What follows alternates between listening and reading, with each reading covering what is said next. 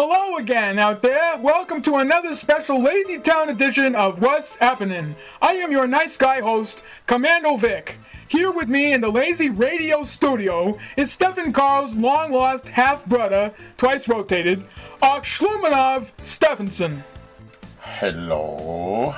In case you were wondering about my Finnish name, I'm part Russian. They just beamed me here from outer space and I'm really loving my new purple jumpsuit. Yeah, and I'm the Queen of Aldi's. Hey, wait a minute. What were you doing in outer space? Well, I can talk about a little bit. The Russians are performing atmospheric experiments to see if they can control the climate. Well, what else you been up to? Well, I've been reading up on my story bio, which is kind of like that, but only different. Really? Don't that mean like the Great Bear in Icelandic? Yeah. The Great Bear. The one with the big red star. But I don't think they're doing that great with their Climate Faker Maker 6000 because the air conditioner just broke down. Oh, that's real interesting. No wonder it's so hot in here. No, that's my deodorant. It's supposed to keep me cool, but it makes everything hot. Ha ha ha ha ha ha. Anyways, getting down with the nitty-gritty here, this is an all-new interview conducted by our on-the-scene reporter, Cosmik Laila, with LazyTown's head writer, Mark Valenti. Oh yeah, he's a groovy guy. He knows a lot of stuff, especially about LazyTown. So swoosh in, tune on, and pop out.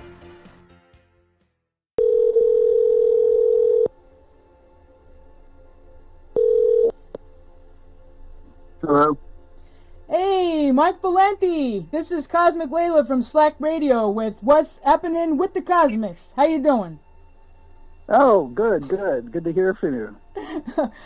That was my mafia voice, from The Godfather. Can you do a mafia voice too? It depends on what you're looking for. Okay. Now I'm going to talk in my real voice. All right. Okay, sounds good. All right. Hey, Mark, good to get a chat going. So, seriously. I know. It's been a long time. Yeah, it's good that we're both still breathing on this planet, right? Yeah, exactly, right? Here's the first question. Are you ready? I'm ready. Okay. Can you give us a little biographical background information about yourself? Okay, well, I've been writing since I was a kid, and so it didn't occur to me that I could make a living at it in Hollywood. I just knew that I wanted to be in Hollywood, working in some capacity. And when I was in school, I did a bunch of plays and stuff, so I thought acting was the way to go. So I got myself to Los Angeles. I did some sitcoms, soap operas, acting. I did that for about 5 years, and first of all, I was never very good at it, but I was also kind of, I didn't feel comfortable.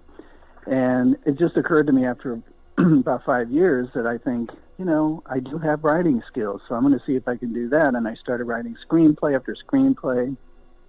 I worked for John Hughes during the time when we made Home Alone, Planes, Trains, Automobiles, Christmas Vacation, and I worked very closely with him, and I learned how to write a screenplay.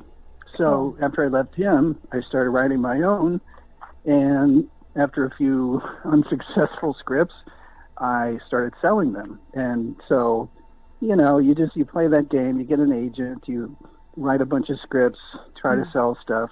But once you start realizing what people are really looking for, and then you can sort of tailor your writing to what they're looking for.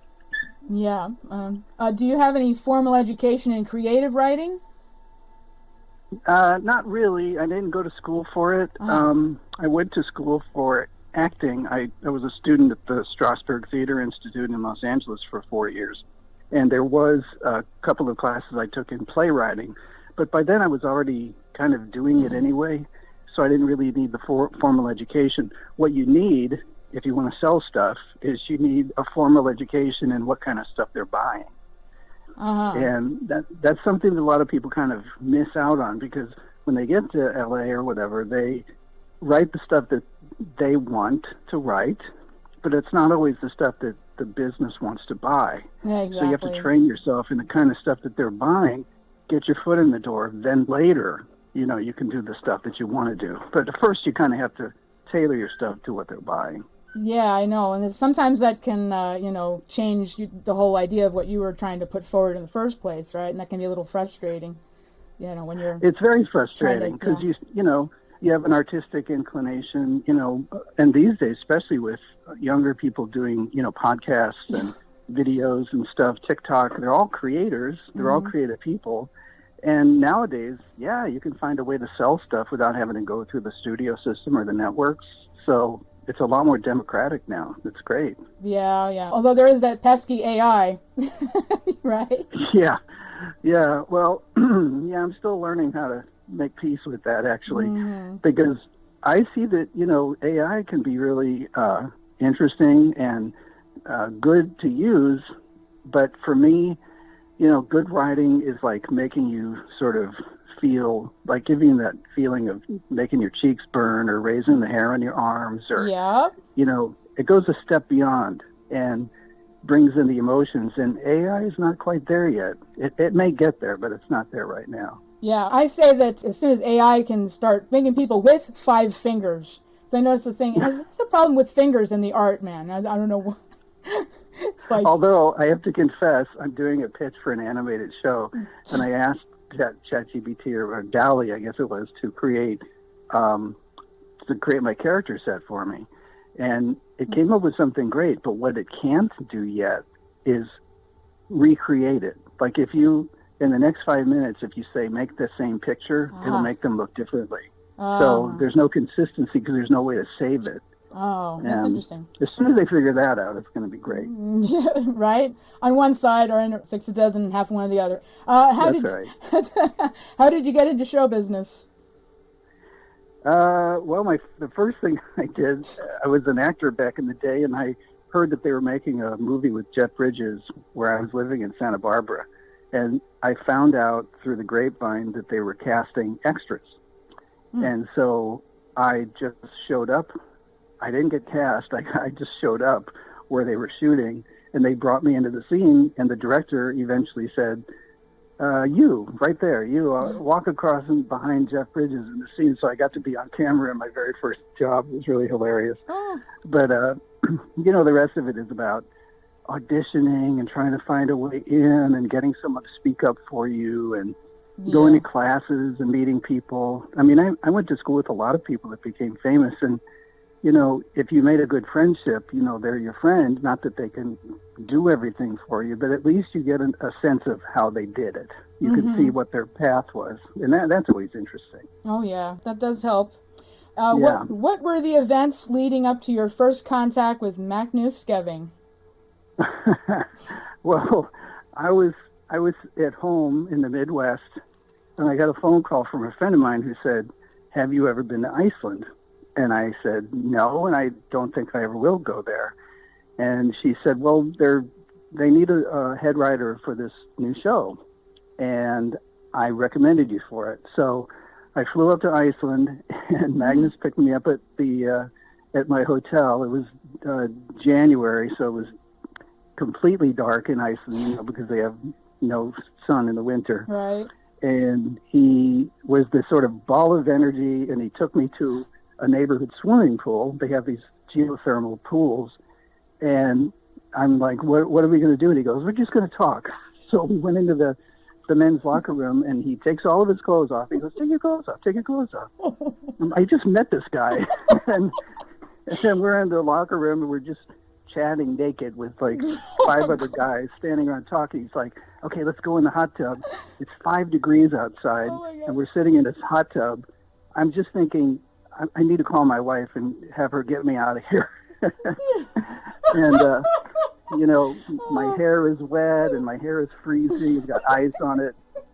But he explained the show, and I realized at that time, this guy has a lot of thoughts and visions. He knows what the show needs to be. He doesn't know how to write, but he needs somebody who can do that for him. So I proposed that he hire me, and we needed one more person, I thought.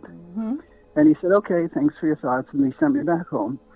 And then the next thing I heard was that they hired a dozen Los Angeles-based writers who were working on a bunch of kid shows.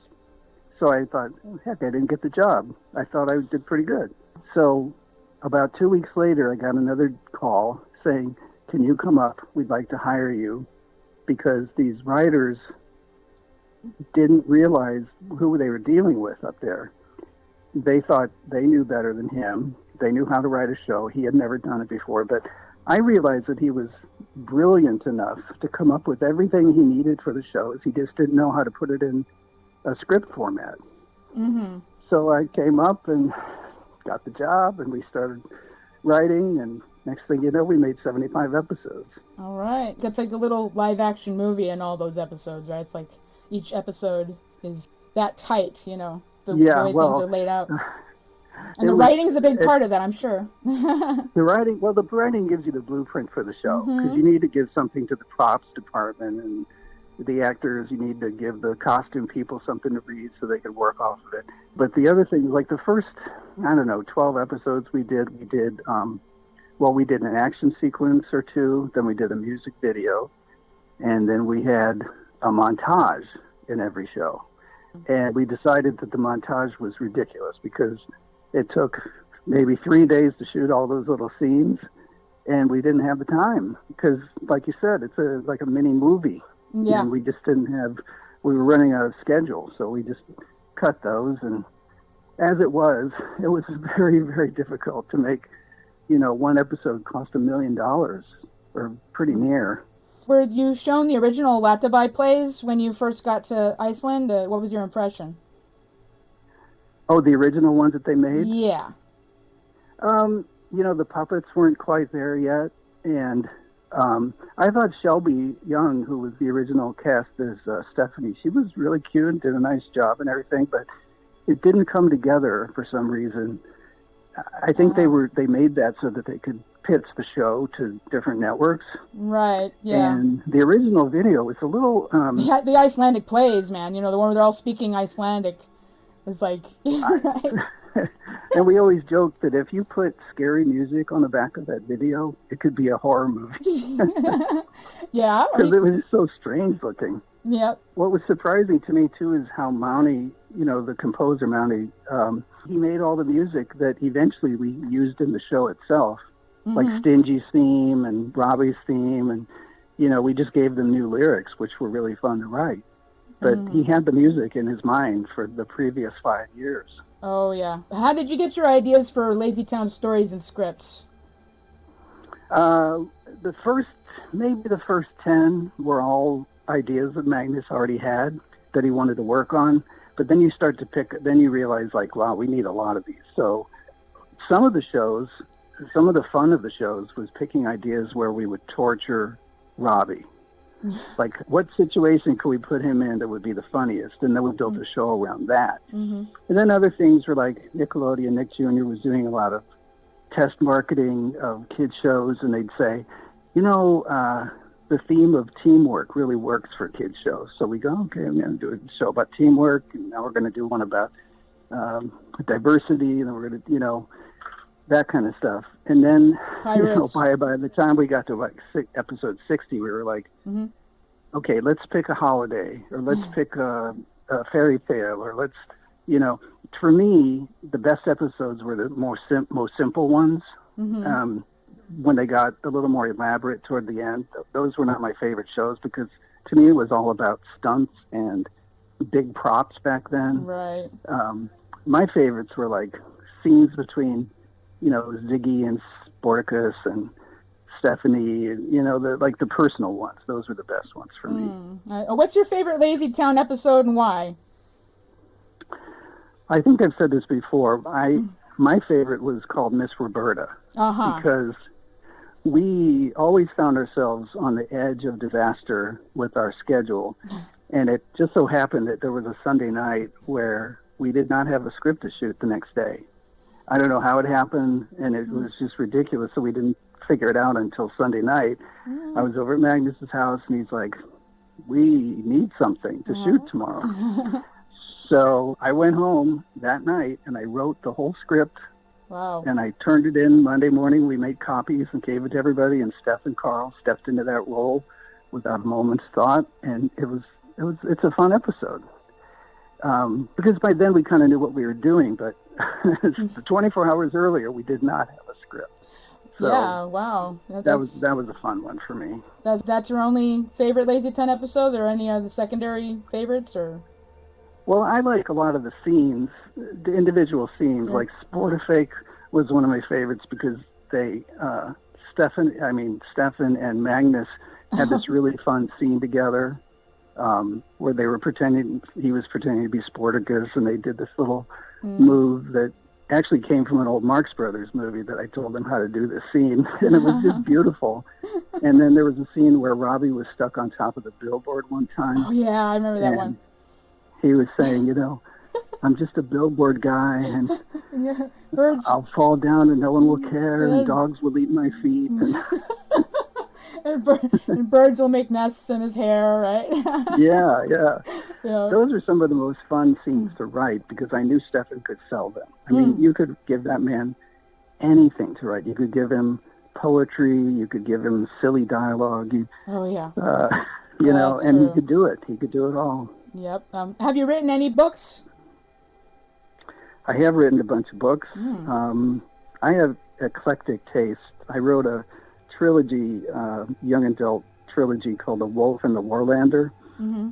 It's about a wolf and a horse who become friends, and they talk as if they were human, and I really, that's kind of one of my favorite things I've ever written, and I would love to do it some more, but when you get stuck writing in television and you get used to that sort of lifestyle and work, I like writing movies. I write a lot of TV movies because I like the format, and writing books takes forever. It just does. Yeah. And there's often not a reward at the end of the road. Yeah, right. I can identify with that, being an author myself, because I've written about maybe 3 books. So I know it. Really? Yeah, science fiction writer here. Yeah, I wrote Twice Upon a Planet, The Beholders, and Doom and the Antidote. Oh, that's interesting. One of our puppeteers was Mary Robinette Cole. She was one of our puppeteers that first year, and she's a pretty famous science fiction writer. Yeah, I have heard of her before. And actually, my books are audiobooks, so, I can actually send you one of those. If you want. That'd be great. Yeah, I would love to hear that. Yeah, actually, I think Mark Zasloff is doing one of the voices in The Beholders. I actually got... Are you kidding me? That is so great. I'm not. It wasn't easy. You've got a character with a California accent in your book and your audiobook. Yeah, he did a pretty good job, we did some tweaking in the final production, but we got some other voices in there too. Okay, I gotta move on with the interview now. Do you enjoy collaborative effort as much as working solo? I like coming up with ideas on my own, the initial idea, and especially when I'm writing movies. I've collaborated, I sold a screenplay to DreamWorks once that I wrote with somebody. But by and large, if I'm working on TV, I like to work with people, like series. I like to work with other people because, there's so many episodes and you really need to bounce stuff off of people. But if I'm writing a movie script, I like to do that by myself.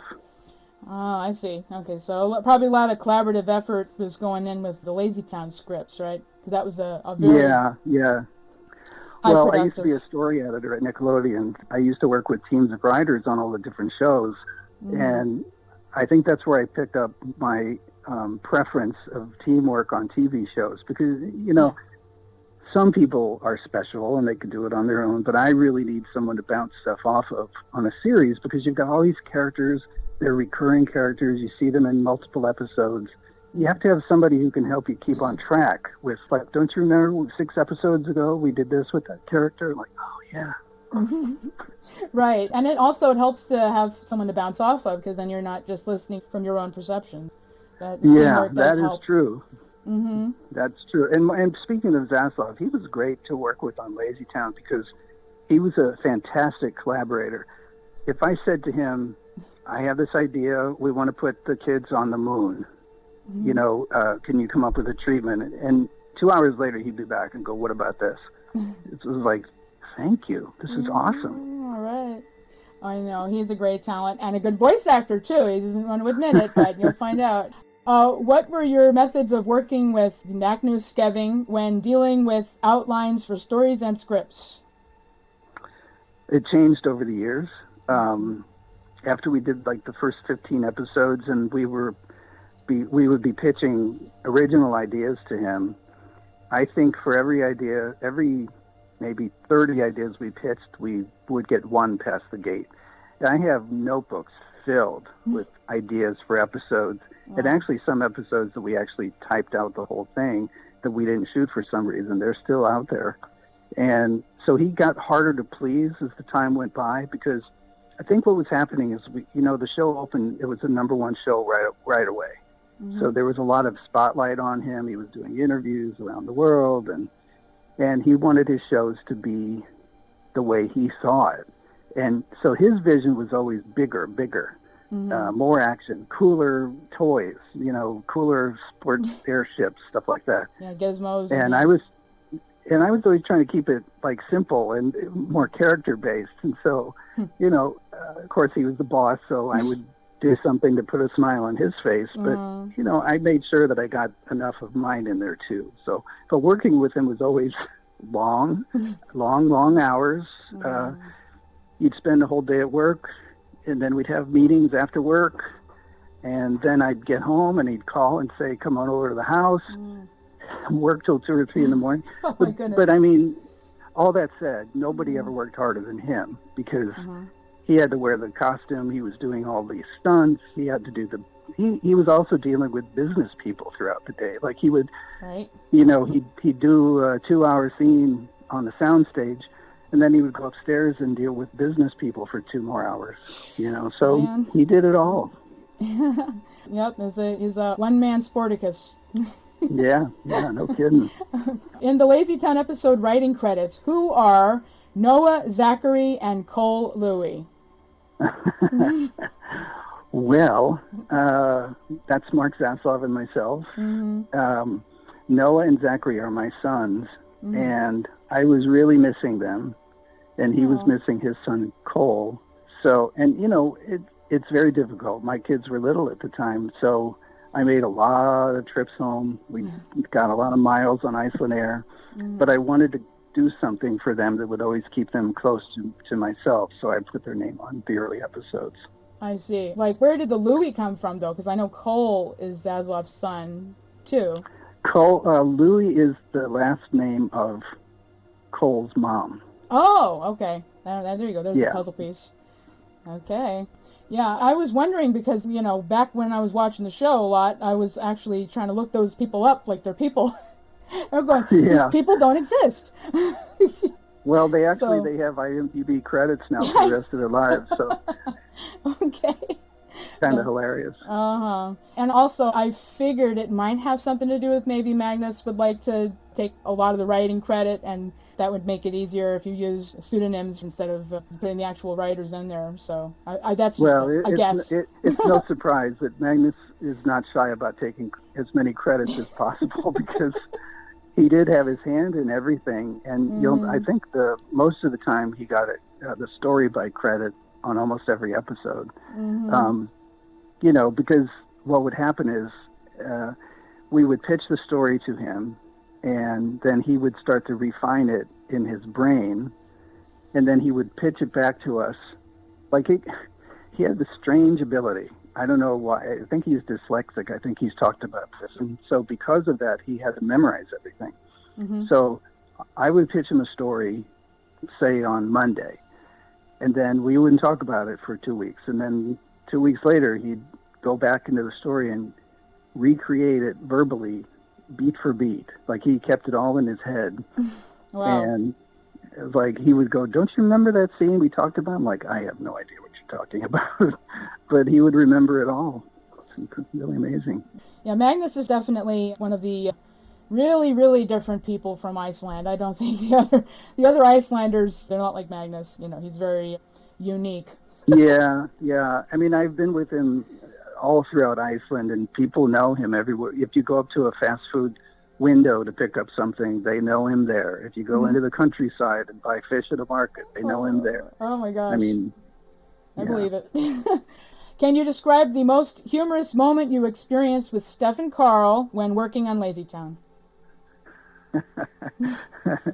Okay, well, he spoke English when we first started shooting, but he wasn't in command of it, I wouldn't say. And he prided himself on taking those scripts home and really trying to practice the English. But he really got hung up once when we were writing a script about Stingy's car, and I mentioned the phrase hood ornament on it, and he couldn't say it. He couldn't say it. We would stand next to each other, talking into each other's faces, saying, hood ornament, hood ornament. He couldn't do it. So, but we had to use that phrase for the gag. We had to, so we shot the scene, and then in post-production, he was able to finally get to the place where he could say it. And it just always makes me laugh, even now when I hear this phrase, hood ornament. But there was also a song when he was singing, he was as the mayor, it's great to be the mayor. And one of the last lines is, the word is indubitably, which is a hard word for an English speaker. And he had the worst time with this, and he knew I was trying to torture him. So it was, we were really great friends. And those are the times, some of the stuff just, I need to write another book about him at some point. Oh, yeah, definitely. That sounds like really funny stuff. When I was interviewing him once, he was struggling with the word specific prop. He was like, specific. Cracks me up every time I listen to that bit. Yeah, so neat. Okay. Did you find it easier writing for the puppets or for the main characters like Stephanie, Robbie, and Sportacus? I really loved writing for Robbie. I loved writing for Ziggy. Stephanie could handle anything I threw at her. Unfortunately, a character like Trixie always got the short end of the stick, and so did Bessie Busybody, because they were secondary characters that didn't really have a driving storyline. We tried. I mean, we tried all the time, and I would come to, well, at first it was Sarah Burgess, and then Amy Garcia playing Trixie, and Julie Westwood played Bessie Busybody, and it was like some weeks they had very little to do, which always made me feel bad, but we had main characters to take over the storylines. And, Gumi Thor, who played Ziggy, was so good with that puppet. You could just look at that puppet's face and he could be feeling sad or wistful or using his imagination. You would believe every single thing that puppet said because of his skills. So he was always good to write for. The truth is, I hardly ever gave Magnus any dialogue because he was a doer, not a talker.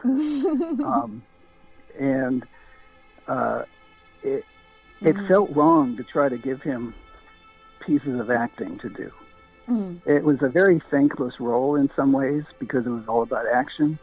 So every now and again we give him some lines of dialogue that were interesting and funny, but by and large it was very thankless for him to play that part. Yeah, I noticed that he did one particular interesting action move in the LazyTown Snow Monster episode, I think it was, when he whipped out an Errol Flynn sword and right into the camera. Remember that? When he had an Errol Flynn sword? Yeah, there were a couple of moments where I think I gave him some business to do that even he didn't know where it came from, because he wasn't familiar with American culture as deeply as I was, because I grew up with it. It was like the scene in Sportacus when he and Robbie were circling each other saying, I'm Sportacus. No, I'm Sportacus. So first of all, that came from the movie Spartacus. Of course. And then secondly, it was the Marx Brothers movie where Groucho and his brother Harpo were both playing Groucho and pretending to be each other. And I tried to explain it to Magnus, and it's just a lost cause because he didn't know who the Marx Brothers were, So, but he did the scene beautifully. Yeah, definitely. If you ever have time, check out Danny Kaye on the YouTube video. Oh, I know who that's Magnus to me. When I first met him, I thought he is like the rebirth of Danny Kaye. Yeah, especially as he got older, he really looks like him now, really turning into Danny Kaye. Yeah. And his facial mannerisms when he's being silly, and his energy level, it's perfectly Danny Kaye.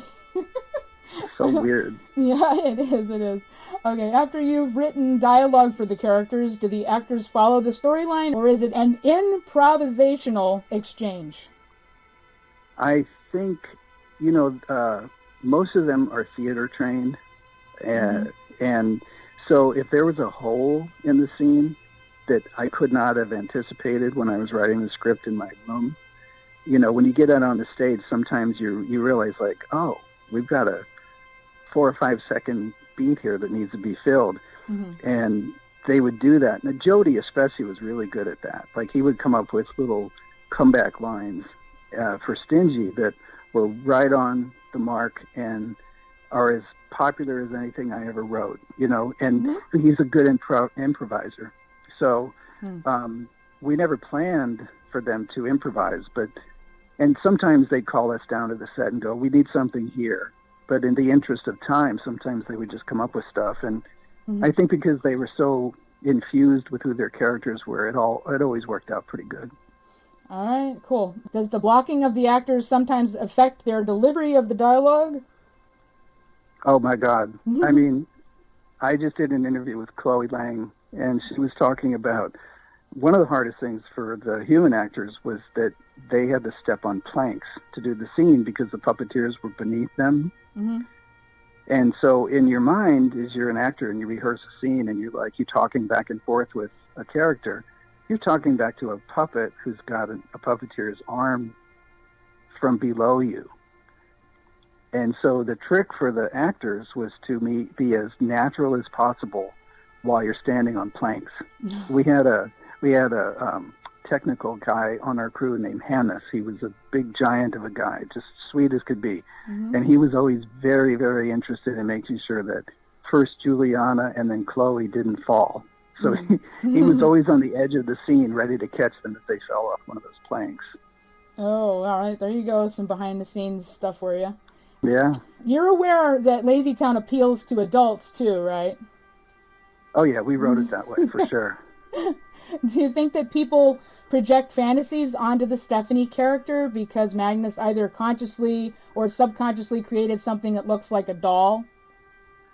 Yeah, that was if you look at the early Afram Latabai, you know, the adult actresses in the short skirts with the pink hair, which has somehow been adopted by sexy girls and women in massive numbers ever since LazyTown. I don't think it's because of LazyTown, but they're everywhere. And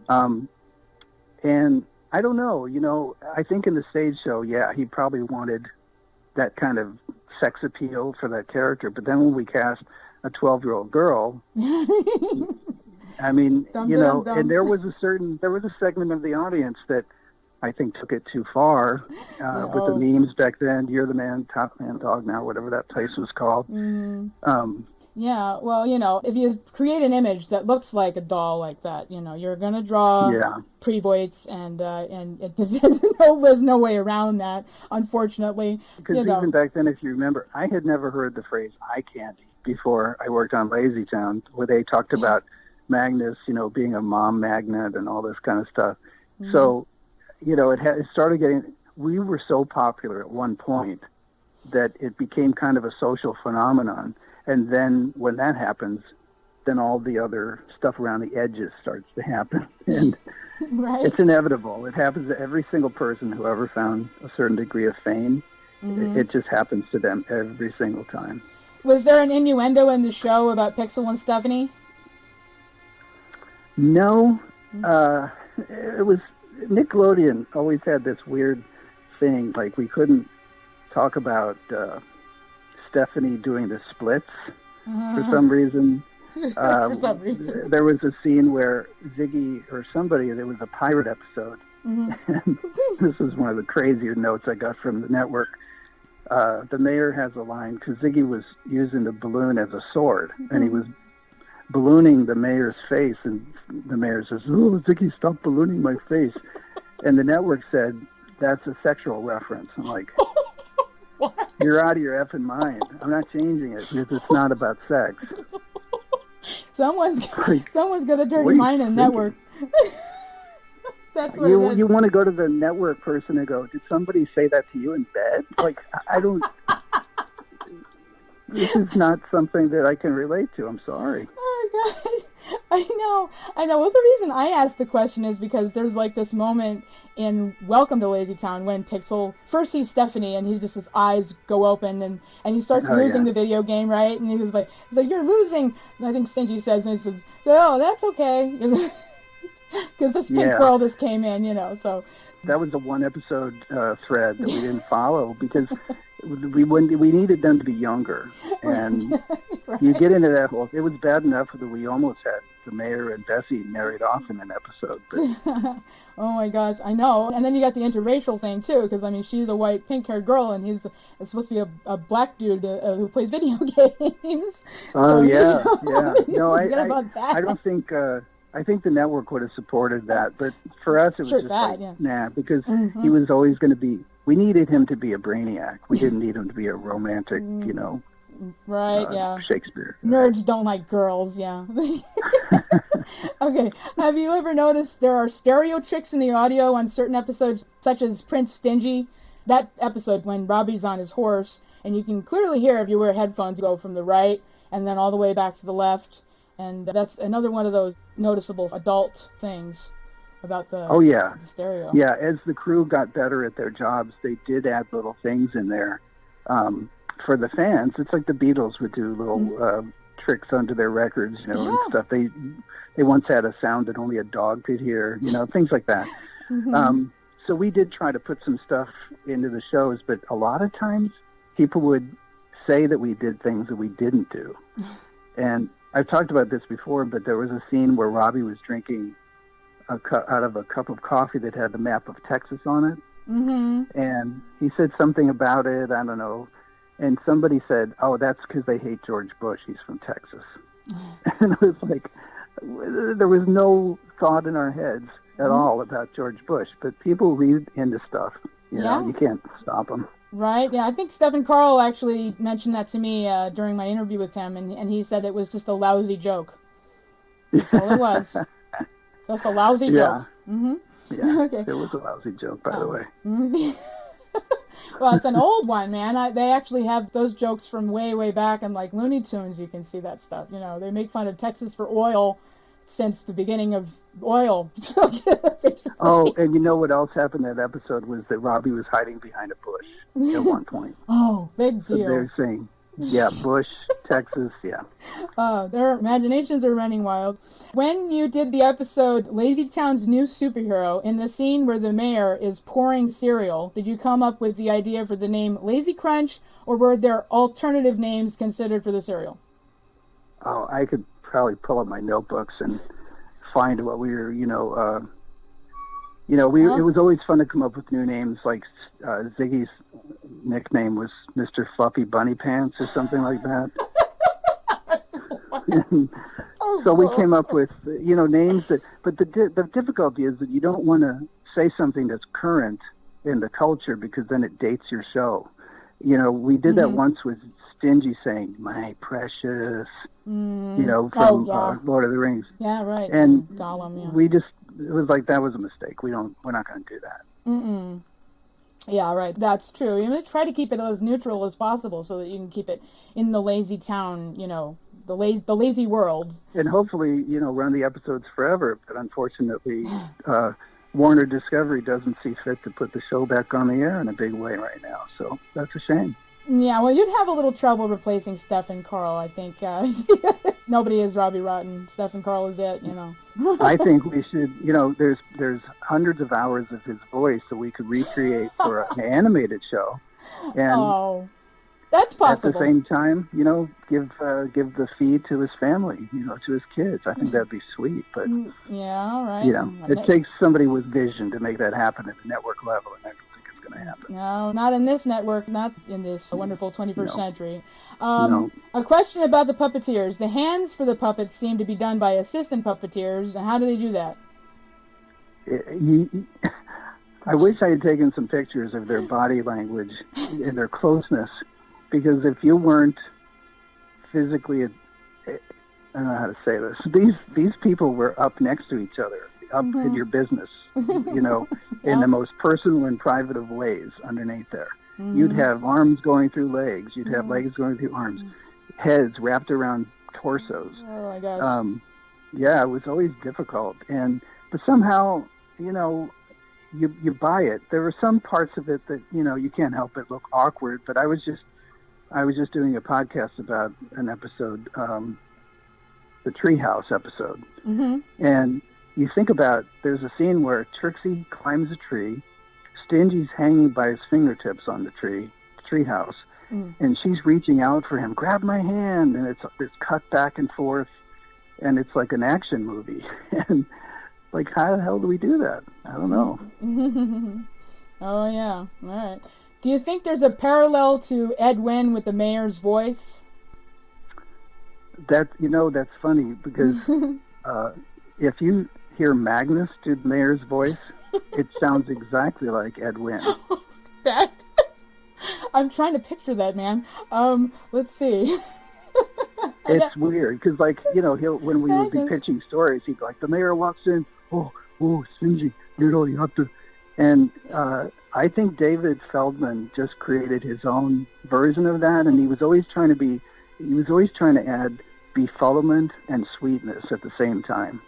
And I think it just belongs to him. But Magnus is, I wish I had it on video. We didn't have a lot of behind-the-scenes video. I wish we did. But oh, man, I can just imagine that. Magnus doing, oh, my gosh. Two different versions. Oh, two different wow. sounds. Okay. Did the puppeteers come up with some of the gags for the mayor in the second season? I think they must have, because they knew what was best. I don't think the puppeteers liked it when we would have, Magnus's son Christopher jump into a mayor outfit to run across the scene. They wanted to keep the puppets puppeted, and I understand that, because they were working so hard to create that reality. And when you have a character run across the stage in a bodysuit, it kind of breaks that suspension of disbelief. But they become so familiar with these characters. They knew, little nuances about their movements. So that was in the Rock and Robbie episode you're talking about, right? Where the mayor actually runs to the door and you can see him full screen, running like a real person. So that was a real person? That was Christopher, most likely, when he was a little boy. He's now a professional soccer player, by the way, and he's really good.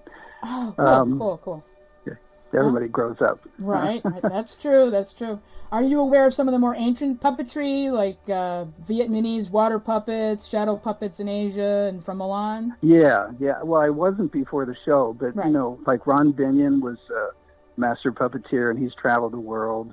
He played Pixel, and he's traveled the world doing all kinds of Japanese stuff. He was in the Middle East. He's been in Africa, South America, and everybody's got their own discipline for it. And I didn't realize, Jody was on Broadway in Avenue Q. It's an enormous group of professionals, and we were lucky to have some of the best in the business. I guess it's hard to come up with a steady gig, as a puppeteer, and I know they were grateful to have the job. Oh, yeah, that's true. But they were all top notch. Oh yeah, and it definitely shows.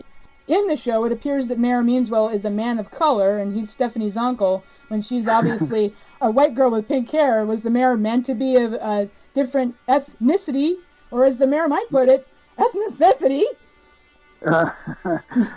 We did talk about that, and we just never addressed it, but we were aware that he was of a darker skin tone, for sure. We did talk about it, but it was and I suppose at some point we could have maybe introduced Stephanie's origin family and see who they were and what they looked like, and all that sort of, the feature film script that I wrote did do that. Oh, I didn't know that. No, that's interesting.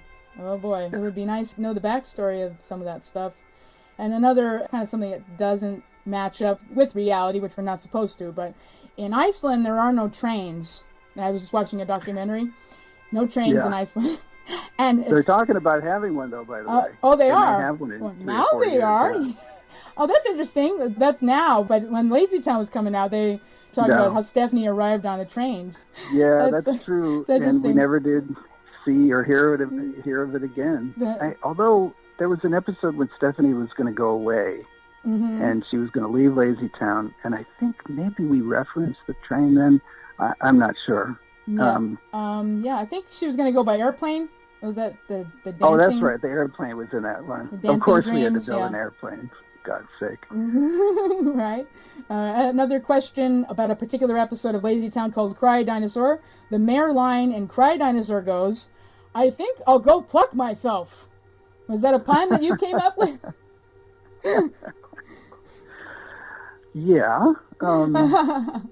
But, he was an adult character, and, the smallest of the small kids, I don't think would have been bothered. It was in the middle of a lot of action, so did anybody complain? Yeah, did anybody complain about it? I mean, from the network, or, I think I'll go pluck myself is, that's suggestive. Enough, no, we didn't get any pushback from that one. We did, they just chose, we had a sign up in on my wall that said, "Let what be," because the joke was if the Beatles had written "Let It Be" for the Nickelodeon, they would ask "Let what be," because they would always ask these questions that didn't need answers, Yeah, that's good. In the circus episode, the mayor was kind of in the back, and then it looks like there's midgets or something running around in puppet costumes. Is that true? Or what would they? They were kids. They were kids. Okay. Yeah, there's actually a behind-the-scenes photo of them without the top parts on. Oh, wow. That's interesting. Okay. And you can see that they're children, yeah. Kind of nightmarish, though, right? Because there's puppets running around on their own, right? Yeah, I mean, that was, and it's been said more than once that LazyTown is like a acid trip. You just have to turn yourself over to the unreality of it all. Mm-hmm. And I think we probably had a lot of college kids at the time who were tripping when they watched the show. Mm-hmm. That's true. Did you ever take any LSD? Oh, when back in the 70s, people did a range of things that nobody would do now. Right. Because it was everywhere. That was the culture. And, it was just everywhere. I don't know. For a certain period of time, people in the 60s thought, oh, we have to try everything and do everything. And halfway through the 70s, it was like, maybe not so much. Maybe we need to chill a little bit on this stuff. And now kids are doing acid and microdosing and mushrooms. Designer drugs like, DMT and ecstasy and, Yeah, and I get it. They're fun to do. The problem is if you don't have, self-discipline to just touch on it and turn it loose, it can kind of control you. That's true for any drug. I mean, even sugar or bananas, too much of anything is not a good thing. It's true. Were there any difficulties working with green screen? Always. Like always. Because we were shooting with also CGI, and we had this Viper system that we got over this after the first half of the first season, but the video had to be what they call rendered overnight. Mm-hmm. All the different elements of the screen that were on the screen had to be kind of smooshed together, to use a very poor choice of words for electronics. It's okay. But, I know what you mean. It would take 24 hours for the scene to be processed so you could see it.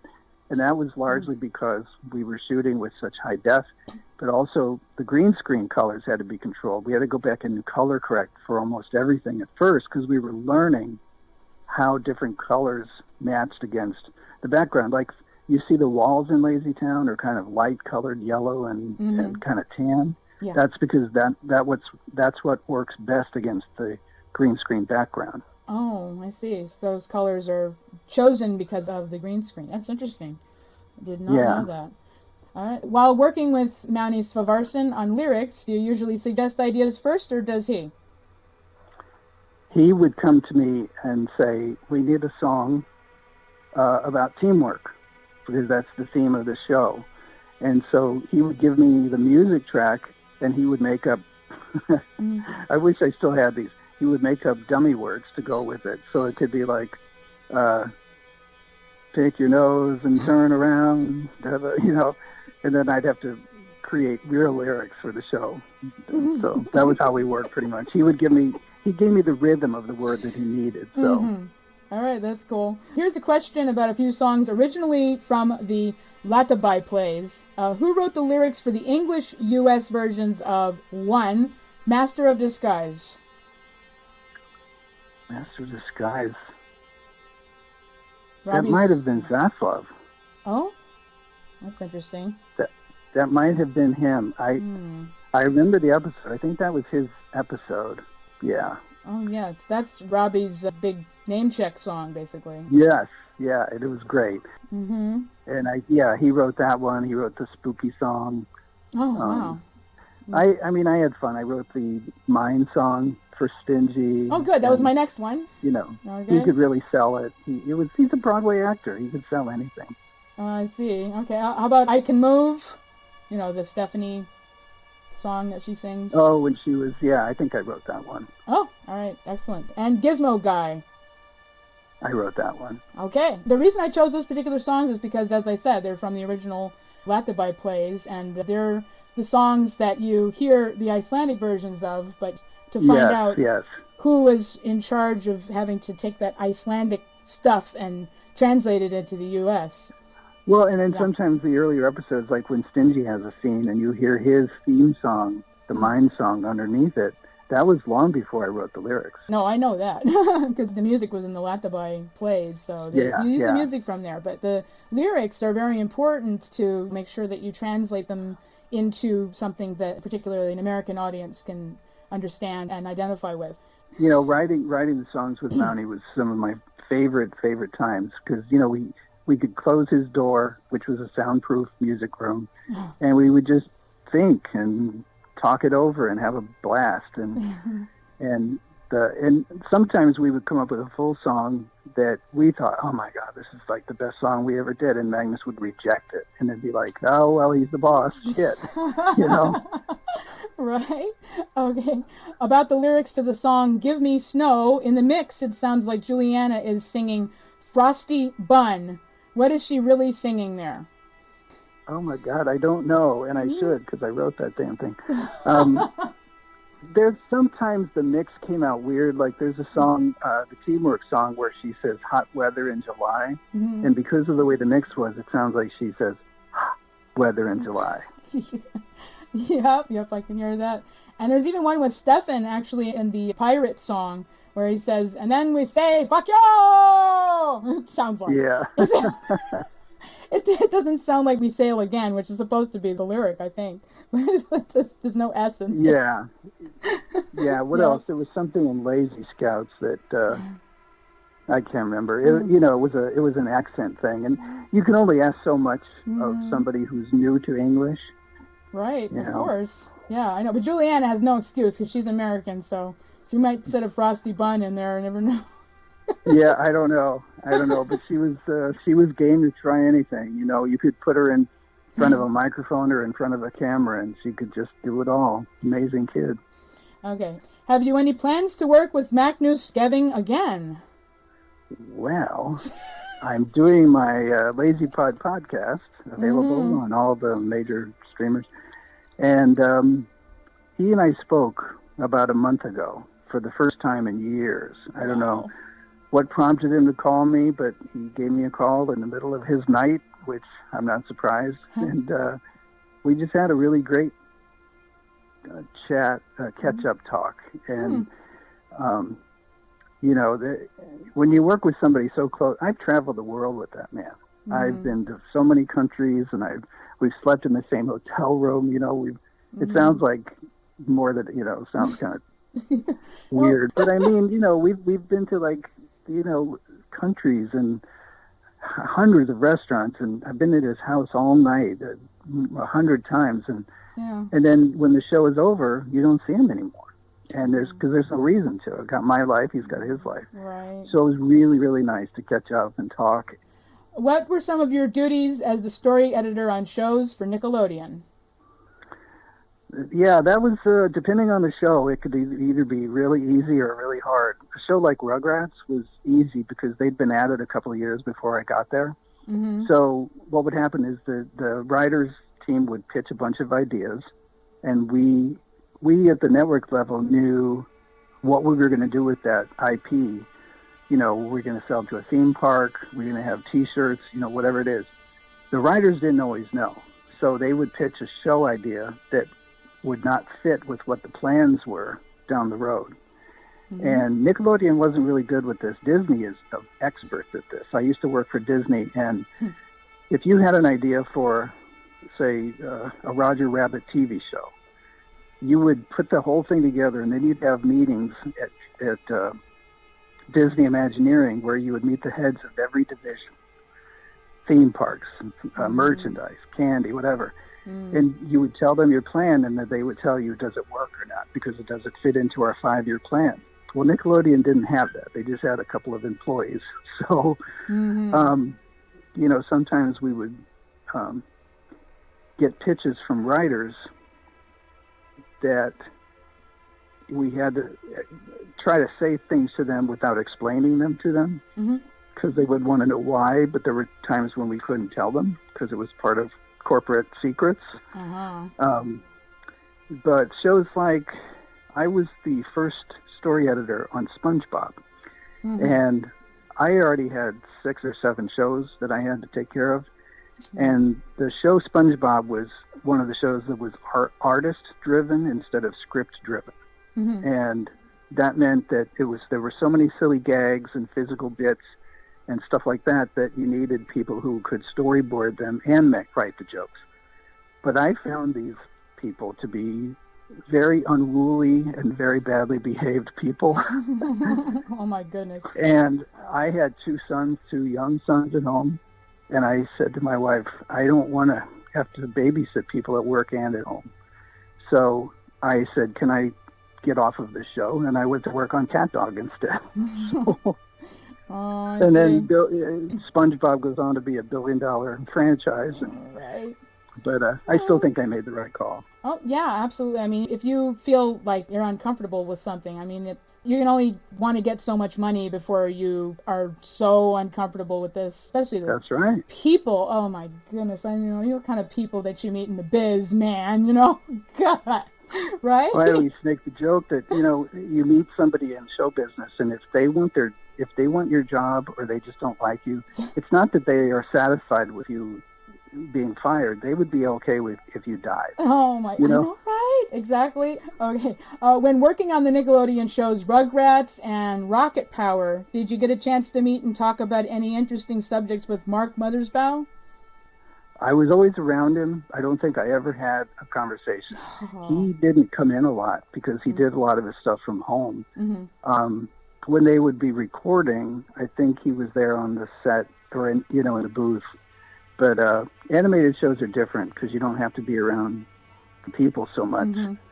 That's for production to deal with. And at a network level, you almost have no reason to ever go there. But he's an interesting person, and gosh, look what he's gone on to do. Oh, I know, right? I know. He's definitely Mr. Soundtrack. Yep. Incredible. And, the Rugrats theme actually came from a previous album that he did. The name escapes me. I didn't know that. That right sound now, has become famous. That bow, bow, bow, bow, that. Yeah. And I actually did an interview with Jerry Casale, who is... Oh, my God, you got to be kidding me. I did 2 interviews with Jerry. Wow. He's a very interesting guy. I'll have to send that to you, too. That must have been quite a trip. Oh. Voice people are just very unique, and music people in the biz are...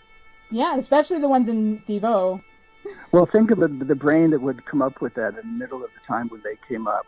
I mean, that they made a giant left turn, and somehow they were successful.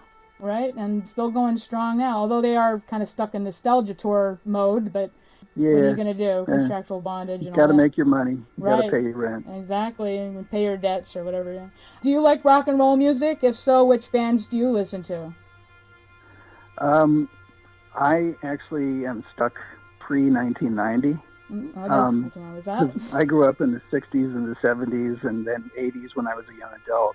So a lot of that stuff is, like, I like listening to that stuff. That's my, in terms of modern stuff, there's no place I can listen to it because I don't listen to radio in the car and I don't go out of my way to listen to wherever the new music is coming from. That's a good thing, probably.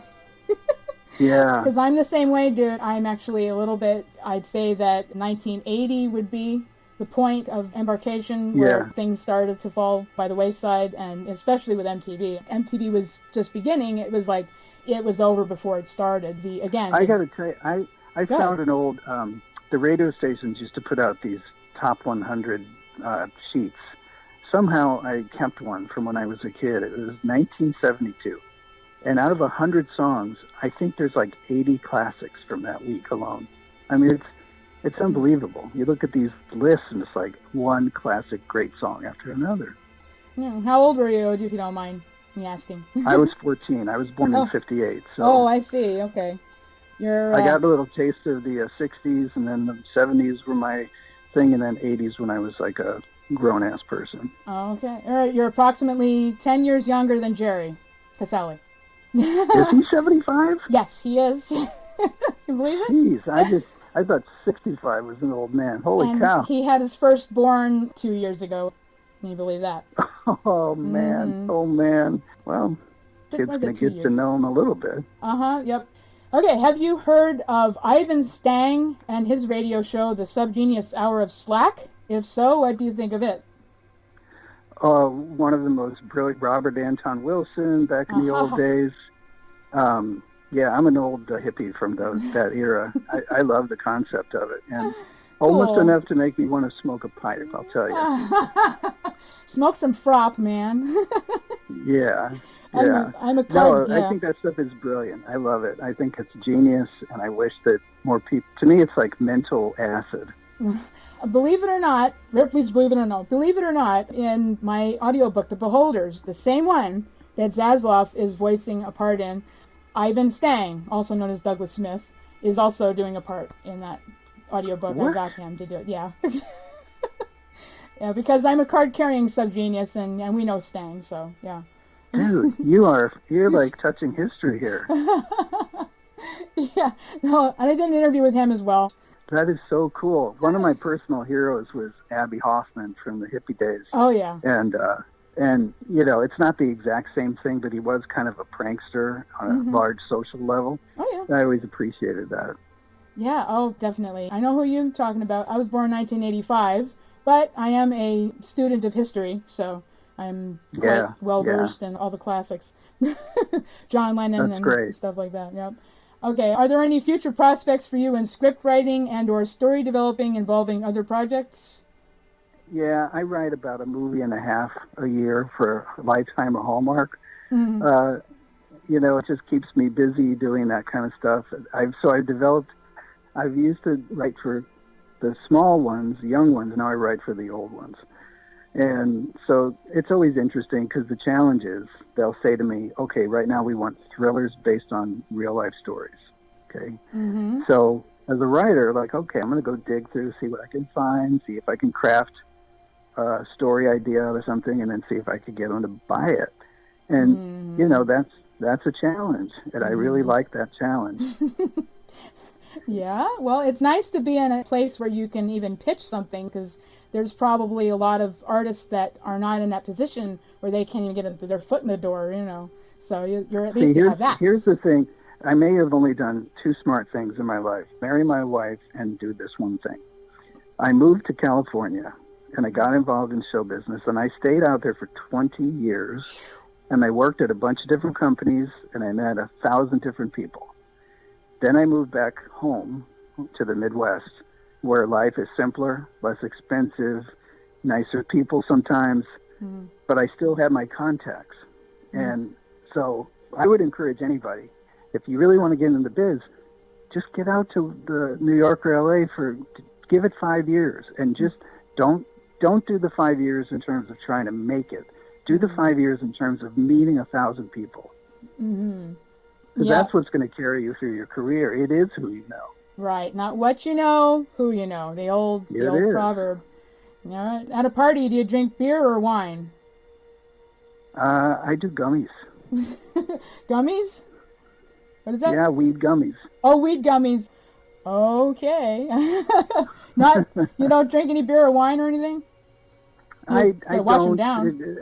At a certain point, after when in my 20s, after a certain point, alcohol just gives me a headache now. Oh, I see. That's probably a better way to go. It's a fact that I did an interview with Tommy Chong from Cheech and Chong as well.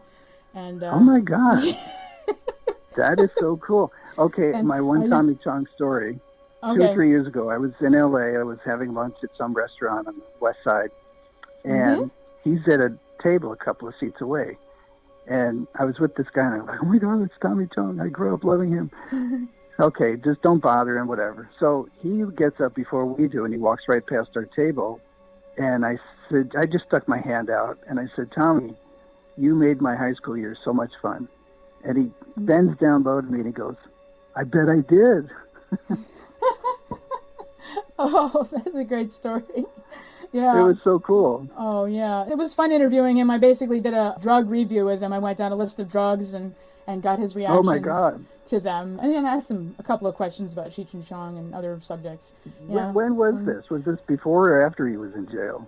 Oh, it was after. Yeah, because he was talking about how he had been in prison for paraphernalia. He was trying to protect his son from going to jail, so he went instead, basically. It was crazy because it was like they were just setting him up for no reason. He's not prison material, you know?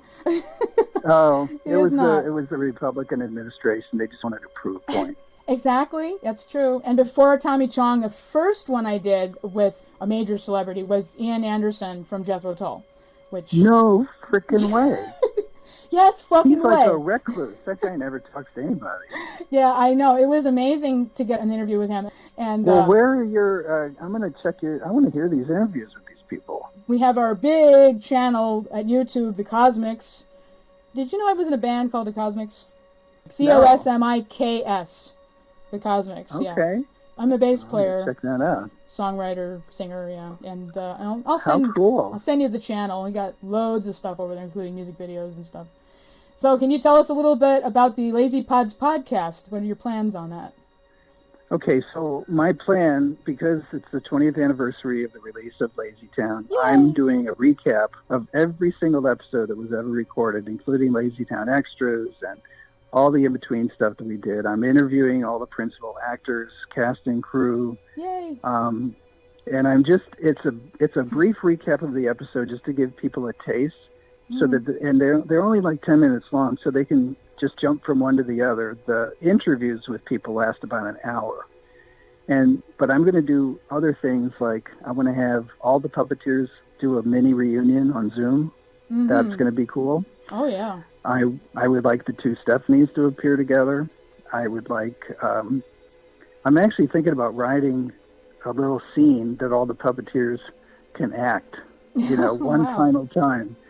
And what this is all leading to is that I'm working on getting a space at Comic-Con for next year, so that we can have kind of a reunion of all the principal people on stage all at the same time. I think that'd be fun. Oh, wowie zowie. Yeah, that sounds really cool.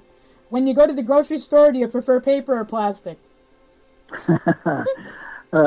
If we go to Aldi, we bring our own, and Trader Joe's. But I usually go for plastic because we used to do the paper all the time, which I know you can't do in California anymore. But those bags would just pile up and pile up. So we should get used to bringing our bags inside from the trunk of the car, but we just don't. We keep forgetting. Right, and pretty soon, hopefully, they'll get some technology going where you can just suspend the groceries in midair. Yes. Right, from some kind of device, and just say, okay, I'm taking my... I love it. Just think of eating an apple and you've eaten it. Yeah, there you go. Okay. I'm having too much fun talking to you. You should be arrested. I know. This is fun, and it's been a long time. But, I just want to say something to you personally. Go ahead. That your energy and your creativity, it all comes from a place of joy and love. And I think that's really cool. I really admire that. And it's going to carry you through your entire life. Everything that you do, if you do it from the same place as you do this kind of stuff. And, you're true to your loves and your beliefs and the things that you are crazy about. I really admire that. Oh, well, thank you. Right back at you. Of course. Yeah. You do have to live in the world of civilians, but you know who you are. Yeah, exactly. That's right. Yep. Also, do you happen to be in any way related to Jack Valenti, the president of the MPAA? No, but I got asked that a lot, and nobody liked him out there because he was like the school teacher telling us no all the time. And he's got a daughter, can't remember her name, Renee, who's an executive at Warner Brothers. for years and years. She's a producer or an executive or something. And she is related to him, but I am not. Oh, okay. You're probably glad about that. Yeah, very much so. Did you know that Jack Valenti was present in the motorcade with Kennedy in Dallas? Oh, I know. He was Lyndon Johnson's right. I've actually written a book about Lee Harvey Oswald. I've been a big Kennedy assassination buff for years. And, yeah, and there's even the rumor that LBJ fathered that woman, Jack Valenti's daughter, who works at Warner Brothers. She does kind of look like him. Wow. Who do you think put out the hit to assassinate John F. Kennedy? I think that it was kind of rogue CIA people and Cubans and some oil money mixed in to pay for it. I've been down there. I've had my book sell from that building, so I've been in that sort of Kennedy industry for a while. And I think there are things you can prove and things you can never prove. But I think we've come close enough to know. We can say with pretty much certainty this is how it went down. Oh, yeah. According to Bill Bonanno's book, Bound by Honor, it was Santo Trafficante from Tampa, Florida. And Oswald, could have been, yeah. Oswald and Jack Ruby were merely patsies, as Oswald actually said before he died, I'm just a patsy. Yeah, and I think he was placed in that position purposely. Because he was a young guy. He was 24 when he died. He had been a Marine. He'd been around the world, traveled a lot, lived in Russia for a while during the Cold War. He was a complicated, interesting dude, but he stuck his toe in waters where he should not have. And, he paid the price for it. Yeah. It's like today with Edward Snowden kind of messing around with, secrets and stuff. And, there are hackers that know every secret the government has. Yes. We know that. So, oh my gosh, that's a scary thought. Yeah, and there's people who know everything about us. That's the one thing that's great about being a writer is that you are fame adjacent, but there's no fame to have to deal with. Do you keep a journal too? I mean, like personal journal, or just? I used to, but now I keep a dream journal because I want to remember my dreams. I practice lucid dreaming, so I have fun kind of trying to recreate things, and I like to fly in my dreams and all that kind of stuff. Oh, cool, man. Yeah, I once had a dream control experiment myself where I actually did manage to create a dream, do what I want in the dream, and be conscious I'm dreaming and get out of it. And it was like a bubble thing, like a thought bubble started out that way. I do like it. Spontaneity. And I miss them when they're gone. I miss them when I wake up. Like, shoot, that was a really good one. Except for nightmares, though, right? I haven't had a nightmare since I was 5. Oh my God! Really? What's your secret, man? I guess I just live a holy and religious life. That's what it is. Well, I'll tell you what my secret is. If you don't want to have a nightmare, basically you just bring it up to your conscious mind, because everything in your subconscious is probably going to be ending up in your dreams. So if you watch a scary movie, at least for me it works. If I watch a scary movie, I'll be like, okay, I'm going to consciously think about having a nightmare about this movie.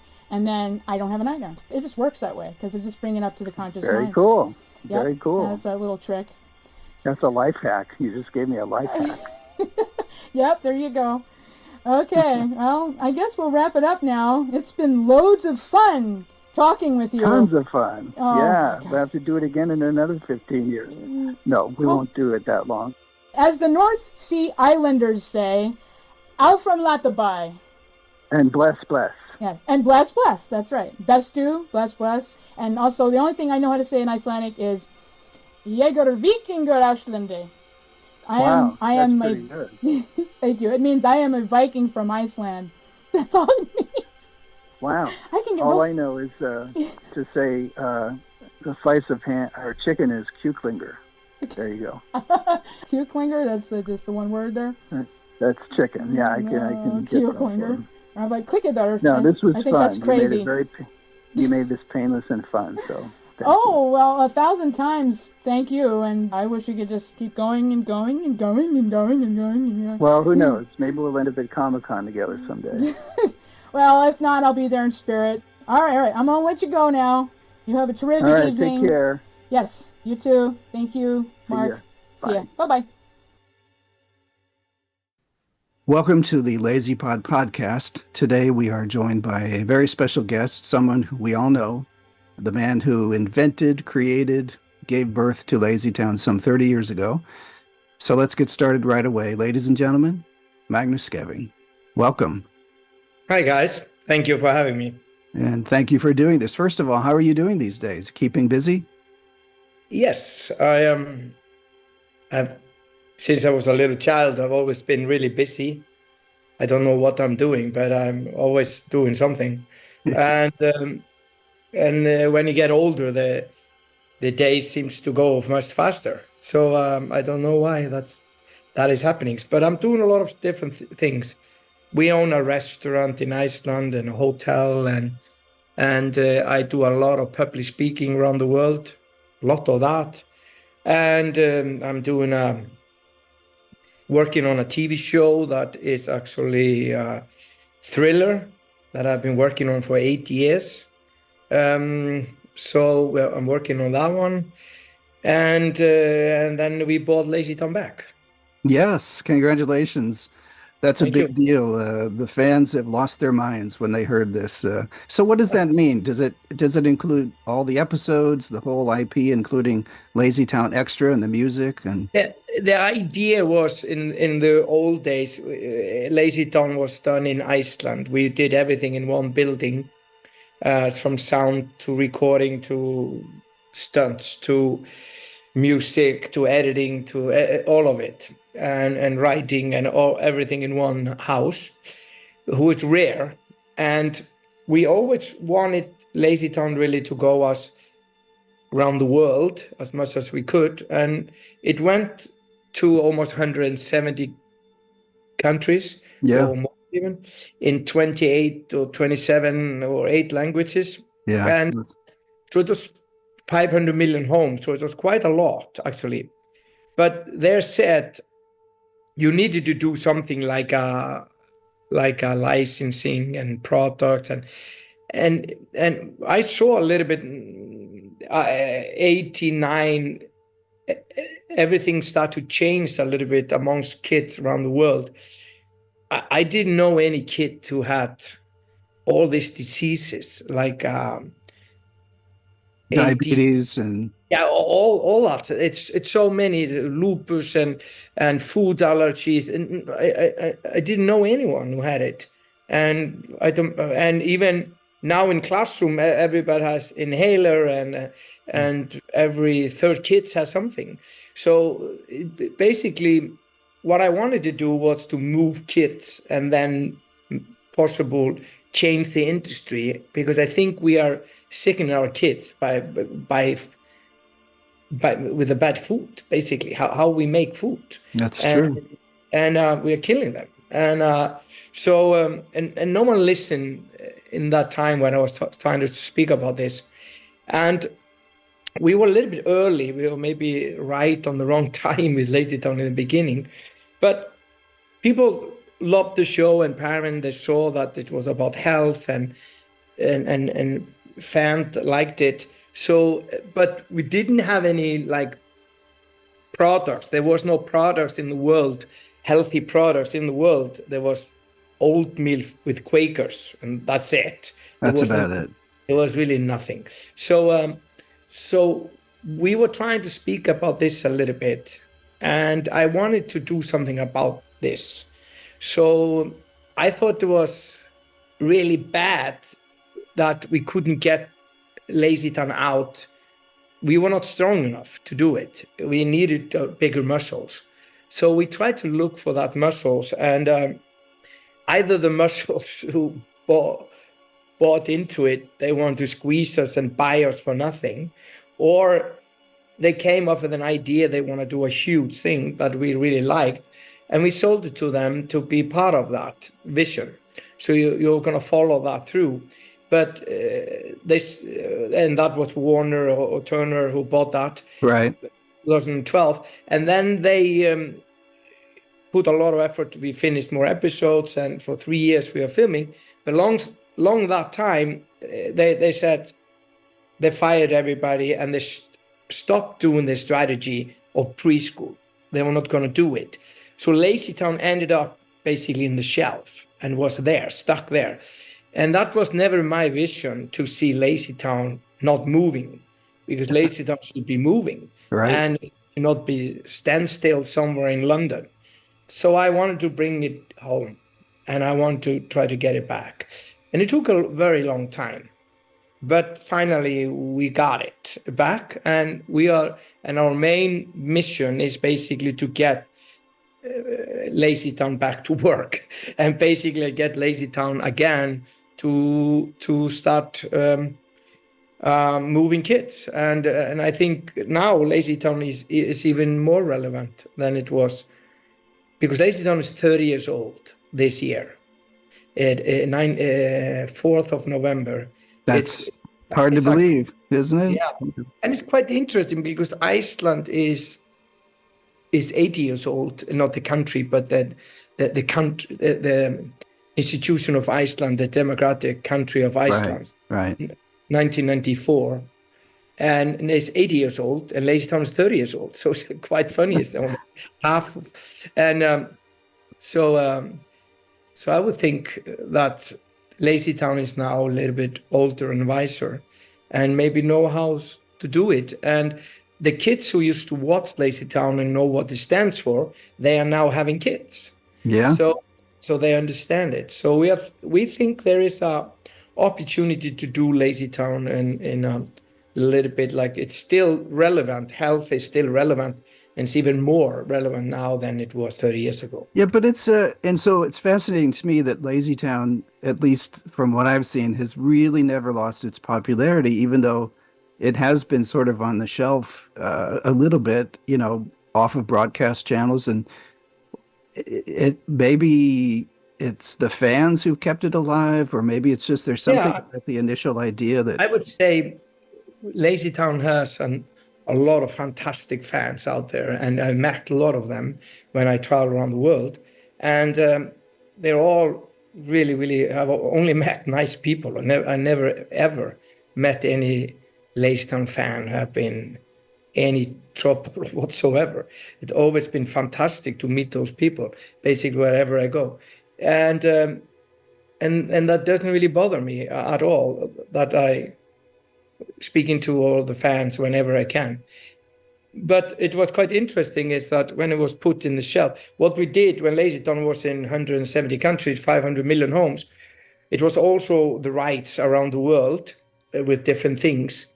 And when Turner was going to do preschool strategy with 3,000 or more TV stations, they were going to launch it, and they wanted to use LazyTown as the front of that you can trust the channels.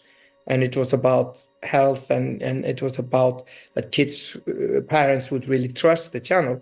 So LazyTown is really like a trustworthy program for kids. And we never want to sell it to a fast food company or anything like that. We never did. Right. So they bought the rights from all those people for an enormous amount of money. And they were going to do a huge strategy. So they meant it in the beginning that they were going to do it. And all the people who worked on it at Turner, they really believed that they were going to do great things. But then the top just changed the strategy, what happens many times, and they didn't go into preschool. So then they took it down from 500 million homes to, I think, 30 million or something. Yeah. So then LazyTown didn't get the eyeball. And then the fans start to look for it, and they start to take it back. So the fans start to really step in. And so I think LazyTown has enormous respect for all the fans. Yeah, and places like Disney, they're very protective of their intellectual property, and they, will come after somebody legally, like if a kid publishes his own fan fiction online. But people have been doing this for LazyTown. They write their own stories, they draw their own pictures. How do you feel about that stuff? Great. It's fantastic. If it inspires someone to do something, it's fine with me. Yeah, I mean, these kids have grown up going to bed at 8:08. They drink water. They're kind to people. I think that's just, I've never met any LazyTown fan. I say sometimes, because people ask me always the same question when I go around the world. they ask me, are you not lazy? Were people lazy in LazyTown, who worked in LazyTown? Or were you lazy? Do you never sleep in the middle of a day or something like this? Or, and I always say, Yoko Ono and John Lennon, they were not lazy, even if they were in bed for many, many days, because they were actually motivating the world. And I think no one in LazyTown was lazy, because in my mind, a lazy person, in my mind, you are lazy when you don't care. And when I say that, means if you say I'm not a woman, I don't care about women's rights, or then you are lazy. If you are, I don't live in the United States, I live somewhere else, I live in England, I don't care about people who live in the United States, you are lazy. And if you, I don't care about different races or different, anything about religion, whatever it is, if you don't care about everything, you are basically lazy. And I think that every person who worked on LazyTown, even from, and they all the people who, it was like a machine of people who had different roles, and each one of those people had, none of them were lazy ever. Everybody who worked on LazyTown really cared about it. And you can see it basically in the work. And if you look behind the scenes more, and people who work there, they realize later in life, wow, there was a lot of care in it from everybody. So I think that the song "No One Is Lazy in LazyTown" is quite true, actually. And it means that everybody cares in LazyTown. Basically, that's what it means. So I think when people really dive into LazyTown and start to understand what it is, they realize that that's what it is. So I think LazyTown cared about kids. I think they cared about the fans in a way. But we were busy. We were stuck basically inside a studio for 16 years almost. It was, if people knew the schedule, I sort of captured this in a, your schedule was something like this, just so people know. You come into the office at 7 or so. You've already been on the phone from home, doing business at home. You come in at about 7. You start prepping for the day's shoot all day, and not just acting on camera, but directing.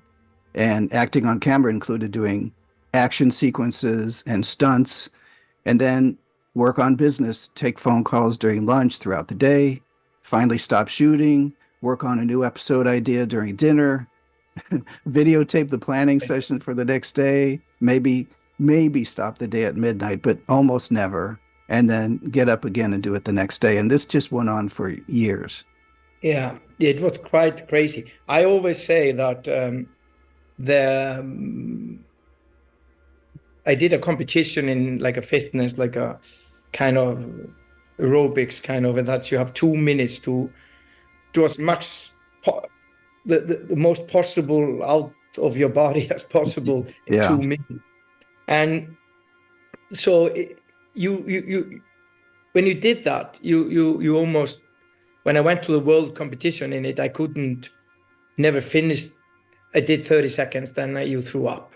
And then you trained the other 30 seconds, and then the other 30 seconds. And when I remember when I went to because when you do those 30 seconds, because it's supposed to be 2 minutes, let's say you do a jump.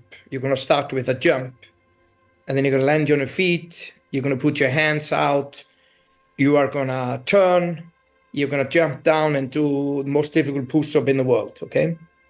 When you have done that right without throwing up, you thought about, what about instead of just jumping up, what about to jump and turn at the same time?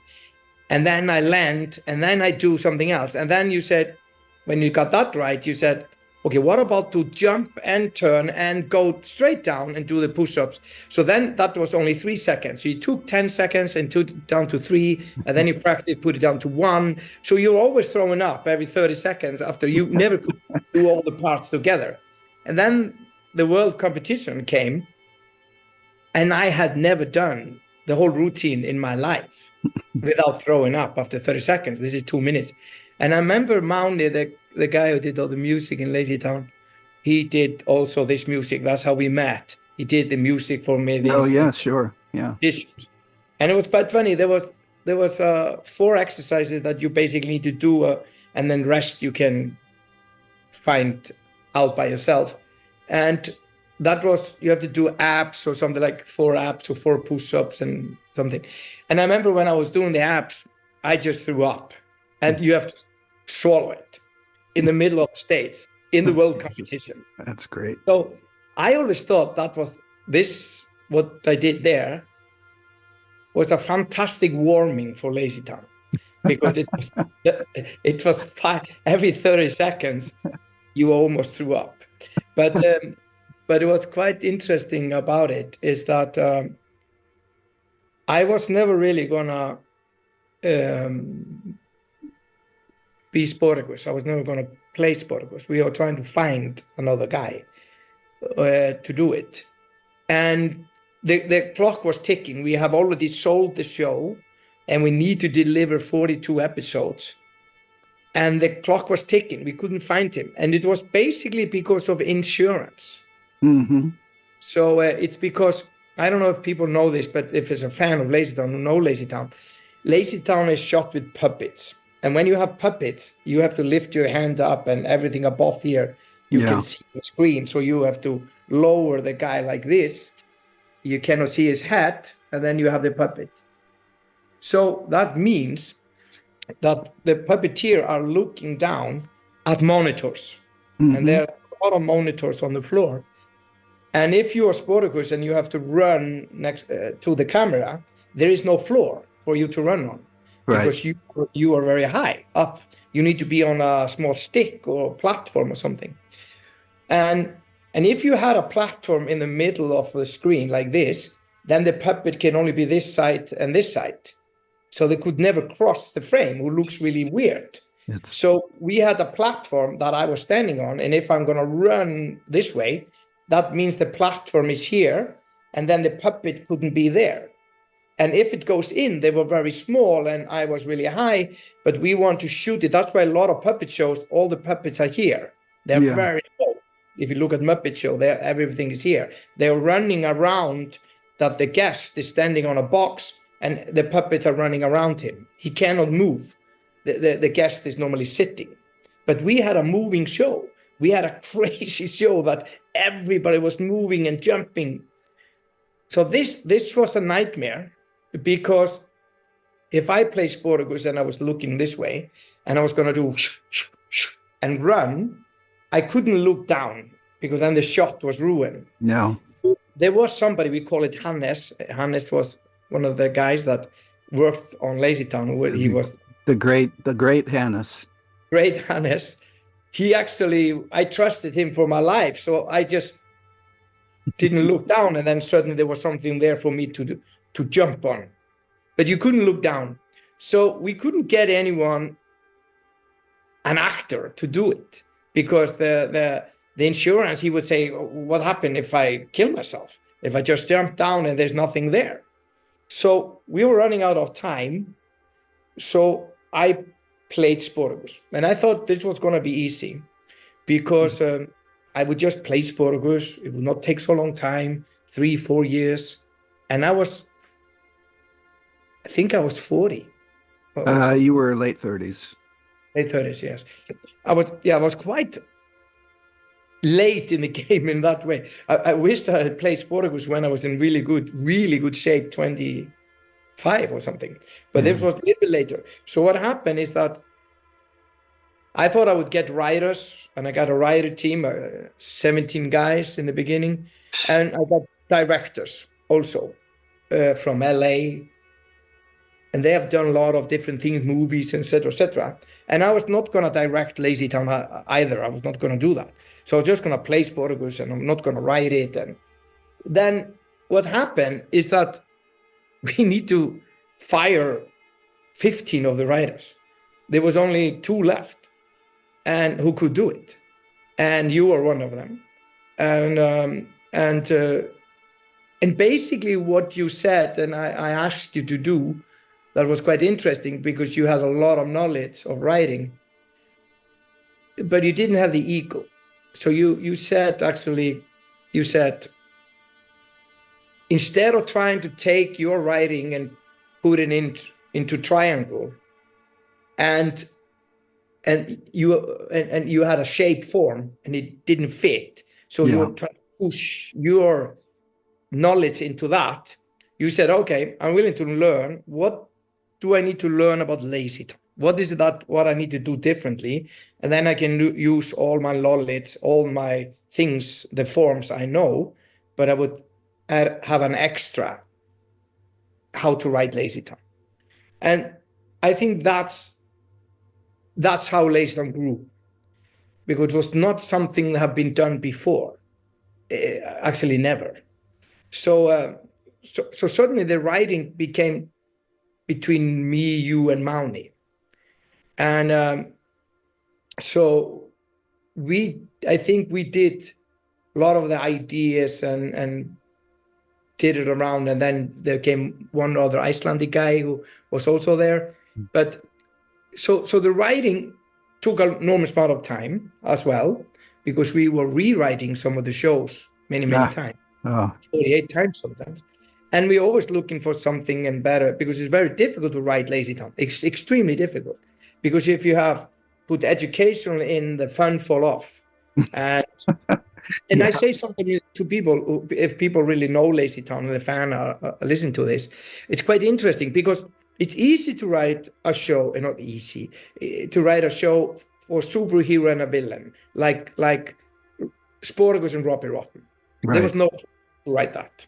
We could write thousands of those shows. Yeah, that was fun. We knew exactly how to do that. We could write thousands of shows just with the kids. But if you had Sportacus saving the day and you have Robbie Rotten want to destroy it, you couldn't really have Robbie Rotten go after the kids. Nope. Then he was just crazy.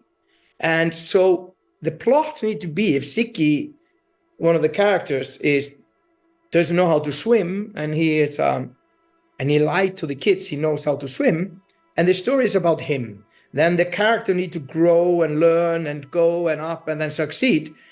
But if Sportacus just jump in, the story is finished. Sportacus jumps in, save the day, Ziggy, you do not lie, finished. So, and Robbie Rotten is not trying to, if Ziggy was on a boat and the boat was sinking, he was lying that he could swim, and then he don't know how to swim. And then Robbie Rotten couldn't really try to aim something on the boat to sink the boat with a kid.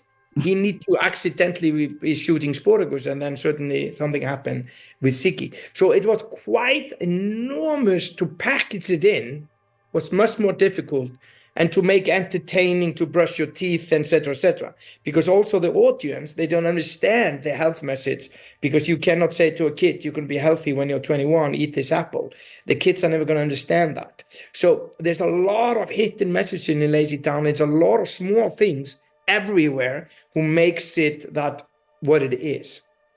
So it was quite difficult. It was like a university of studies to learn how to write it. Oh, I don't think I've ever worked as hard again, because especially the first year we did 35 shows, which is crazy. It's crazy that we did that from January to December. Yeah, it was crazy. But then the same thing. I was not going to direct the shows, but the directors, they couldn't do it. They have never worked like this, with puppets, action, shitty backgrounds that you want to key it live. They have never seen it. They have never done it. So it was like okay, but you didn't ever do it either. I mean, so this is one of the questions I had for you was, you didn't wake up one day and say, I've never directed in my life, but I'm going to be a director. I've never been a writer. I've never been a star. But so what is that thing? Because that was one of the things that was most attractive to me about, you and putting this together. You had that entrepreneurial will to make something happen. Where does that come from? I know you come from a small town. You were determined to make something of your life, but, you did a lot of things that you had never done before. And it turned into a #1 show on television. Yeah, nobody does anything alone. But in Lazy, I knew LazyTown. It was in my head, so I knew what I wanted. I've done a lot of commercials before and stuff like that, so I knew a little bit how the camera should be, but I've never really directed. That's right, that famous Pepsi commercial. Yeah, exactly. And I was famous in Iceland for that, actually, when I was young. But it was quite interesting. We wanted to do it differently with a green screen and et cetera, et cetera. And I think because I didn't know that much about technology, that I could ask the guys to do something they said to me, this is not possible. It's not really possible to move your hand on a green screen without seeing the blur in between. Yeah, the lines. The lines and the key out green screen light, for example. And I always said to them, yes, why don't you take the flipper into the dupper and try to do, we fixed it somehow. And we found a way to do it, and the people did. And I knew the vision of LazyTown, what I wanted. I knew it wanted to be timeless. I wanted to use sounds. I wanted to be 8 beats that when Robbie Rotten is moving, it would be dun, dun, dun, dun, dun, dun, dun, dun, dun. It would be 8 counts. And Stefan Karl was so good at it that he put it into his system because he has a lot of music in him. So when he was moving, he was always on beat. And it's like dun, dun, dun, dun, dun, dun. And it was quite amazing. And so there were certain things I knew exactly what I wanted. So it was easier maybe for me sometimes to do it by myself than actually ask someone to do it. So I directed 70% of the show. Yeah. And then my editor, Silly, he did the rest. There was only 2-3 other guys who directed something, I think. Yeah, maybe 5 episodes total. 5 episodes or something like that. And because Silly was the director, he was with me, or we were together in the editing room every night. And it was quite interesting because he knew exactly how everything. So sometimes when you have a good editor, they can be a very good directors because sure. I think no director can be good if it doesn't spend enormous amount of time in the editing room. And I spent an enormous amount of time there, enormous. But the problem for me was normally when I was shooting LazyTown is that I was in a costume and the costume was really, really warm. So you basically, if you put your costume on, it was a little bit like you were taking like 3-4 glasses of water and just spill it. So you were wet immediately when you put it on. So you were almost like when you go to a hot bath and your fingers goes like that, you felt like your body was like that. And so you're really warm, and the lights and everything, and the mustache was always on the on. It could fly off if you eat or if you ate something. And it was like, oh, and the hat had to be so strong on your head that it was giving you enormous headache. Because when you were moving, you couldn't fly off, and it was really warm. We used to see if we could make you laugh after you got your mustache on. Because then it boom, and it was like a nightmare. So it was, and then the problem was that when I was directing, I was saying like, okay, Stephanie run in here, she does this, and then Sportacus comes and jump, and they do this together, and then he flips up, and then I realized, oh, that's me. Oh, okay, I need makeup, and then run in and did it. So the problem for me was a little bit later in life, after when I was doing the last show of LazyTown, is that you could never warm up. You didn't have time to really warm up the body like an athlete would. Like an athlete would do. He would go and do some warm up and half an hour before and then come in and do it. I just did it. So it had enormous impact on the whole body, basically, to do that. So, and I still a little bit later, I felt it a little bit. But there was an enormous amount of team of people in LazyTown who knew how much, everybody worked as a clock. There were famous directors who came to us. Yeah. Tarantino, for example. Spike Jonze. There was a lot of people who came. And they saw, we were shooting, I remember one time, we were shooting something on green screen, like a lasso. and we were moving lasso. When you're moving rope on a green screen, it disappeared because it's so thin. And so basically green screen work like this. You have a green screen behind you, so you cannot have anything green. That would disappear. So if I had a green costume, I will disappear. So I have a blue costume on a green screen and Stephanie pink, etc., etc. And then we had a lasso and we were moving it.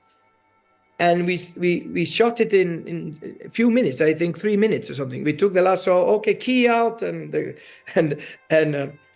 was fantastic people working on it like crazy. And the key out, and we shot it and finished. And he said, I've never seen this in my life. I've never seen anything. You're talking about Quentin Tarantino. Yeah. He was like, what is this? How is this possible? So I think LazyTown was, the people who worked on LazyTown, they have done James Bond and they have done sets for those kind of shows. They have never done a kids show. So it was totally different technique that LazyTown was done. But just so people understand, we had fantastic people working on the green screen. They had hundreds of buttons to try to key out green screen. Yeah. And what's quite interesting is that when you have a green screen, fruit and vegetables are green. Melons are green, and the carrots has green stuff on it. We were throwing this around on green screen. There's no one in the world to have done this on a green screen because and so the team behind it was amazing. I remember when we tried to shoot we had an episode where we had one scene that we needed a night sky. This was the first time. And they said, you can't have the night sky. But we said, we have to have a night sky. You have to tell the story. And somehow, and I know this is not easy to do when you're working with all this stuff, the computer and the high def, somehow within about 2 days, they gave us not just a night sky, but they gave us that moon that went boop and popped back up. It was incredible. Incredible, yeah. There was a very good team in LazyTown, and I missed the team because it was so like an oil machine after we've been together. But it was hard. You cannot. I would not put me through something like this again. No. Time. But it was interesting. It was maybe too much a little bit to need to run, to direct it and edit it and take part of a lot of it. But it was difficult because you needed to, there was a lot of things who could go wrong. And there were so many things. And you didn't have time to educate people about it. So when you educated the editor, you finished, like I give you, for example, one of the editors of LazyTown is working now on the biggest shows on earth with Deadpool and Marvel movies. Yeah. And he learned how to do stunts in LazyTown. And if you look at Deadpool, that is Sportacus jumping. That is the editing of Sportacus. That is exactly. Yeah. So that's where you learn how to do stunts. There were 6,000 stunts in LazyTown. And to edit that together was quite interesting because you need to have the arms moving the same place. And so it was quite interesting. What was the number of the edits per show? There was like you could only do 999 cuts per show or something crazy. Yeah, there was something about, I think it was 400 or something. But we broke that many times. And but there is a little bit just how you tell the story. And I think there are a lot of, my English is not good enough. You help me here out here. Is autistic kids? You sure? Yes, autistic. They love the show, and there is something in it. It moves, and I remember I had a live show.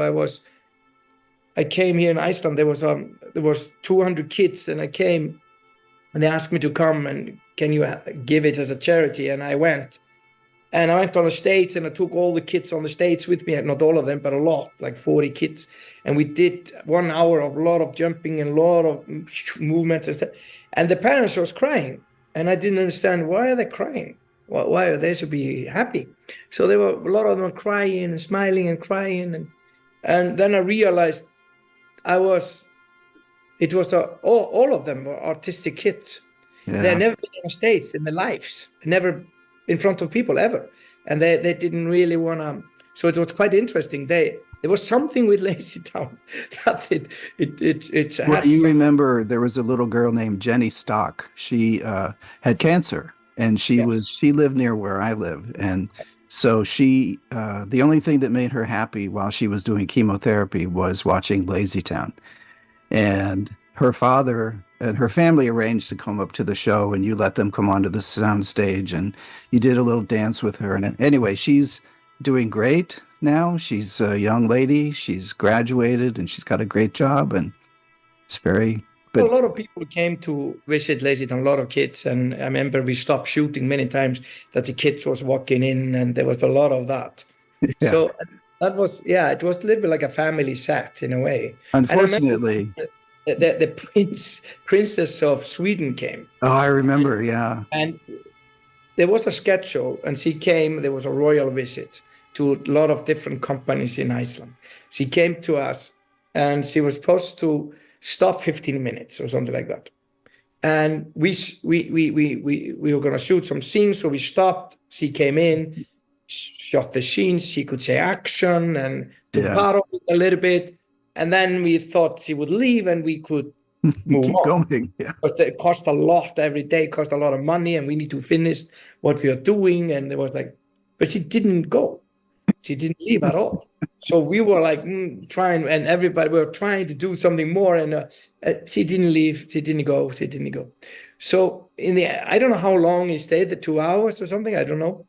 But then finally she left, and we liked her. She was really nice, actually. But what it is, and I asked the guys, why didn't she leave? I asked the guys who were planned, the bodyguards and all that stuff. And they said she never gave the signal. So they have a signal if they want to leave. If they're in a situation, this means, okay, I want to leave soon. Or this is, I really want to go, or whatever. I don't know what the signal is. If you do this, I don't know what that means. But she never gave the signal. So she didn't want to go. She just liked it. And she loved it, thought it was a lot of fun. We had a lot of happy memories in that building, but most of the fans do know that it burned down a few years ago. Yes. It was a sad sight when we saw, it was the fire and the smoke. And did you drive by to see what happened? Yeah, I have a photo of it burning. It was really sad. But it was quite interesting because LazyTown Studio was quite an enormous studio, fantastic place, actually. And they bought it, and they were, after we finished 3 years, they wanted to close it down. So there was a company, like a clothing company, who took over the whole studio, had a lot of clothing. But there was a storage space in the end of this place. And I remember when we put all the tapes of behind the scenes and the masters, and there was a lot of stuff put there that was history of LazyTown, and was also gave back to London as well. So we had it in 2-3 copies just to be safe. Mm-hmm. And one of them was in Iceland with all that. And when it started to burn, everything burned down. So everything was gone. All the background of LazyTown and all the behind the scenes and all that stuff. But when I brought it back, now we were looking for it in Iceland. What happened? Because we put it in a safe, did it all burn down? But then there was a company called KPMG, who's accounting company. Yeah. There was a guy there called Jonas. He saved it. He basically took everything out, and he had it, and he rented a space to put everything in there. So they cleaned every tape, they did everything, put in there. So when I bought it back, we thought everything was gone, but we found it all. Oh, wow. So that's huge. It was huge. So we are going to go through the tapes now. We haven't done it. We're going to go now because we just got it. We're just going to go through all the tapes and take a look what treasure is there. Yeah, that's a full-time job, really. Yeah. Because there's so many hours and hours, probably. Yeah. But it was interesting to work on in many ways. Yeah. So we traveled to Mexico, Canary Islands, Denmark, Germany, England, Beverly. Everywhere we went, people always recognized you. And are you I still being remember once recognized? when we were in LA, we were in a hotel and we were writing LazyTown on the roof. Yes. There was somebody who came to me and asked for autograph like crazy, and then more people came. And then we realized they thought I was a Formula One guy. And I had like a hat on, like a Formula One guy. Yeah, and we took a lot of pictures. And then once I was in Miami, in a hotel there, and working with LazyTown, and then suddenly there was a lot of women around me, like asking for autographs and like crazy. I've never seen anything like that before, like really crazy mayhem. And then they thought I was Ryan Seacrest. So it was quite funny, actually. I imagine you still get recognized, of course, in Iceland. You're one of the most famous people in the country. But when you travel, you usually travel. You're going to speak in Mexico or Latin America, for example. Like nearly everybody knows the show there. It's a lot. Yeah. And you like I cannot go. I can go everywhere, and I never had any problem with it. There's a lot of people come up and want to take photos and autographs and stuff like that. And this stuff never bothers me in my life, never. And I remember once I was driving in Mexico in the back of a car. It was the same car that Madonna used to drive when in Mexico. There was the bulletproof windows, and the driver had a gun and there was a big black car and like a celebrity. Yeah. And I was in the back. And suddenly I was driving on this motorway, and I saw like houses like down a little bit, but this area was really poor. You could see really, really poor in Mexico City. And I saw all the cast of LazyTown outside on the street. Like I saw them there. Like I saw Sportacus, Robbie Rottenstein, all of the guys. And this was like a bridge and like an auto, like really. So it's very difficult to go down there. It was almost like you need to go like a half an hour to try to go down there. And I said to the driver, can we stop? Can we go down there? He said, we cannot stop on the highway. I said, how can we go down there? And he said, you should not go down there. This is a really dangerous area. We never go there. And I said, you have to go. And he's okay. And he took the car, and we did all this half an hour, and he tried to find this place. And when I came, I walked out of the car, and it was birthday parties or something. There was something going up in the street. Oh no, you're kidding. That's amazing. And there was like a pirate version of LazyTown doing like a live show on the street. And they have made all the costumes, and they have everything really well done, actually. And it was sometimes even better done, actually, than in a real live show. And I walked and I said, I am Sportacus. And they were really afraid that they would be sued or they would be something would happen to them. But when I was just laughing, then it ended up, I did the show with them. A whole hours of and all the kids from the street came, and it was fantastic, actually.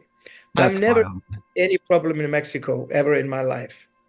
Yeah. I mean, we were down in Cancun together, and people were recognizing you on the beach. Well, just sitting, not even in your costume. Yeah, it was quite interesting. Maybe it's the nose, I know. But it was funny because they dubbed Sportacus in Latin America, and he has this deep voice. And I was squeaky like Beckham. I was like, hi, guys. And then, what about this deep voice? What happened to that? I have some questions from fans that they wanted to. Mostly, a lot of them ask the same kind of questions. Do you have a favorite episode? I think villain number 1 I like a lot because I think it was chosen of Newsweek 19 best episode ever made in history. That's right. Yeah. 100 best episodes ever made. And there was a lot of episodes was higher. But pirate episode I like. Also, there's the song. There was a lot of other episodes that there was something interesting with LazyTown, the first season, because I was sometimes really pain in the ass with my staff. I was really trying to get them to do better. And I was always pushing them to do better. Yeah. And the 3D in the beginning of the first episodes, I never liked it. I thought the floor was not correct and the ground, and there was a lot of stuff. And the houses was not as good as I wanted, et cetera, et cetera. I was always asking for it. And they said, no, this is not possible. This is the best thing in the world. This is the best. And you cannot ask people to do better than best. But when you look back on LazyTown and see the first episode, like Sports Day. Yeah. Background is really shit. And so I think I was right on that. And then later, if you look at season 3 and 4, the quality of the show is fantastic. It's beautiful. Yeah. I mean, I don't think you were it wasn't that you were so hard, but you said a thing that I still remember is that you would always push to say, go deeper. Yeah. Go deeper. What's your answer to this? Okay, you have your answer. How do we do this? We do it like this. Go deeper. How do you do it better than what you just said? Mm-hmm. Yeah, I did. I tried to push that. And that was a little bit in the whole building, and all the 160 people who worked on LazyTown.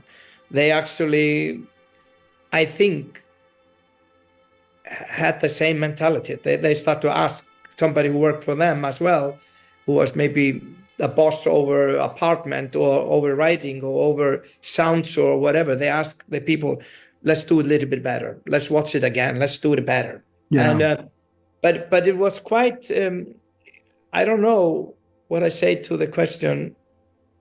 Favorite episode, just... Yeah, the favorite episode, because it's difficult, because I thought sometimes I like the slower one, sometimes better, sometimes. There was, and some of them I like if some brilliance with the puppets are done, something work, because I don't think people realize when you have a puppet and the puppet is moving, like, and the puppet is, normally puppets are animals. So you have Kermit, and his hands can go, I'm Kermit, he can turn around and the hands are just moving. With LazyTown, you couldn't do that. They were human. Yeah. So you couldn't move the head, that you could not move there would be something strange if I move like this. So you need to move and then move. And so it was an enormous amount of training with the puppeteers to do it. And the puppets are really big. So I love when I see sometimes I stop seeing their puppets. Yeah. And watch it. I just forget they are puppets. Especially Gumithor. Some of the faces that he let Ziggy make, it would be, how does he do that with a puppet's face? It was really interesting. Just small things they did. And I thought that was so brilliantly done. And all the puppeteers were like outstanding guys, people, just crazy how good they were. And I tried, because I made those puppets. I went with Neil Scalant in London to really, really work on those puppets. And it was crazy. And I knew how it operated, and we did arms and there was a lot of stuff that we need to do with the puppets. But it was quite interesting is that I tried it once, and puppeteer was gone. I think it was the mayor. I think it was David, who was gone. He needed to fly to New York on Friday at 5:00 or something from Iceland. And we were shooting to 7. And there was one scene with the mayor. He was just going to say, okay, I do it, and walk out. It was something just like, hello, okay, I go. And I said, I do it. No problem. I just shoot it. And there was no way I could do it. And there was no way. I couldn't move there. I was not strong enough to move the mouth. Everything was the opposite in the monitor. When I turned this way, the other way. And when I walk out, I was supposed to go this way. Then I walked this way, because everything was... Then I realized, wow, I've been asking those guys to do, no, let's do it again. Do this, that, just move up. And they did. So then I realized, wow, it was good that I didn't know this But they did it. They never said no. Nope. I don't think anyone No. They tried ever again. said. Yeah. So it was brilliant. So I like sometimes when some episodes, I don't know which, there are a lot of episodes that I like. I think I would say maybe villain number 1, because the Stefan Karl is so good at it there. Yeah. What do you think? What's your favorite one? Well, I like, my favorite is Miss Roberta, because it was Sunday night and we didn't have a script for Monday morning. And we had talked about the storyline for Miss Roberta probably 2 weeks earlier, and it was something that would be pretty easy to shoot. And so we wrote that script Sunday night. Stayed up all night Sunday and had a script by Monday morning. Just so people understand a little bit, sometimes happens is that we have budget, that there was a budget of the show. So sometimes we got a phone call on Friday night from the finance guy, and they said, you guys have spent the budget of, you built too expensive vehicle for Robbie Rotten, or you built or you built a rocket who costs too much. So we needed to find another show. We couldn't shoot the next one because there was not a budget for it.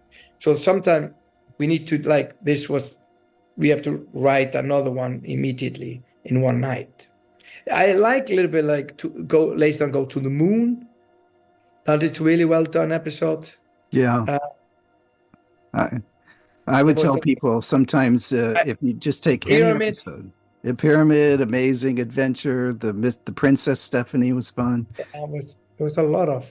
Yeah. I personally like more the season 3 and 4 than actually the first season. But some people like the first season much better than 3 and 4. It's a little bit older, the 3 and 4. Yeah, but you couldn't do 3 and 4 without 1 and 2. I mean, establishing the personalities, the relationships, how they speak, and I think if we had come out of the gate writing the bigger episodes, it would have been a different show. Yeah. But who knows? Maybe that's another question the fans have. Will there be a new series ever? It's possible. I mean, LazyTown is Sportacus number 10, and there's a reason why it's number 10. Maybe there is Sportacus number 1, and maybe there's a girl number 8 who's Sportacus number 8, or maybe there's a Sportacus in a wheelchair number 7, or I don't know. It could be, and maybe we would go and find Sportacus number 11 somewhere in the world right now, and do maybe something totally different. And so it is possible. It's maybe possible that LazyTown would do in different formats. Maybe there will be a LazyTown movie. I don't know. Maybe there is a way to do it in a different way. Yeah. And I think what I think, me personally, maybe I am finished with my. I created LazyTown and the characters and just how LazyTown should be. Maybe younger people now would find out right ways to do it, somehow. And I believe that could be possible, that maybe I am finished with my bank of ideas. So maybe LazyTown needs now to have younger people come up with maybe some ideas. I think that would be a phenomenal idea. These kids that come up, they came up in different way than we did. They think differently. Totally. So I think that would be interesting. Yeah, I think that could actually happen. Yeah, anything is possible. Well, you've given me a lot of your time, and I really appreciate it. And we've got a lot more to talk about, and I hope we get a chance to do that. But it's good to see you again. It's been a while, and yes, maybe I'll come up to Iceland and visit your restaurant. You give me a free meal. Absolutely. We are going to have parties, I hope, in November, when LazyTown is 30 years old. So we're going to invite everybody who worked on LazyTown and try to meet everybody and talk about old stuff and see what any story there that it will be interesting to talk about. Have you ever thought about writing a book of your life? You certainly have had a lot of They adventures. were thinking to, now they are speaking about to make a documentary about LazyTown. And because there is a lot of things about kids are getting sicker and they're dying younger. There's something happening in the world. Where LazyTown came from and the background and what is it and what were they fighting against in the licensing business and the food business and fast food business. LazyTown never went there. And most kids shows were associated with that. That's where the money came from. We didn't do that. And we were trying to keep integrity as much as we could.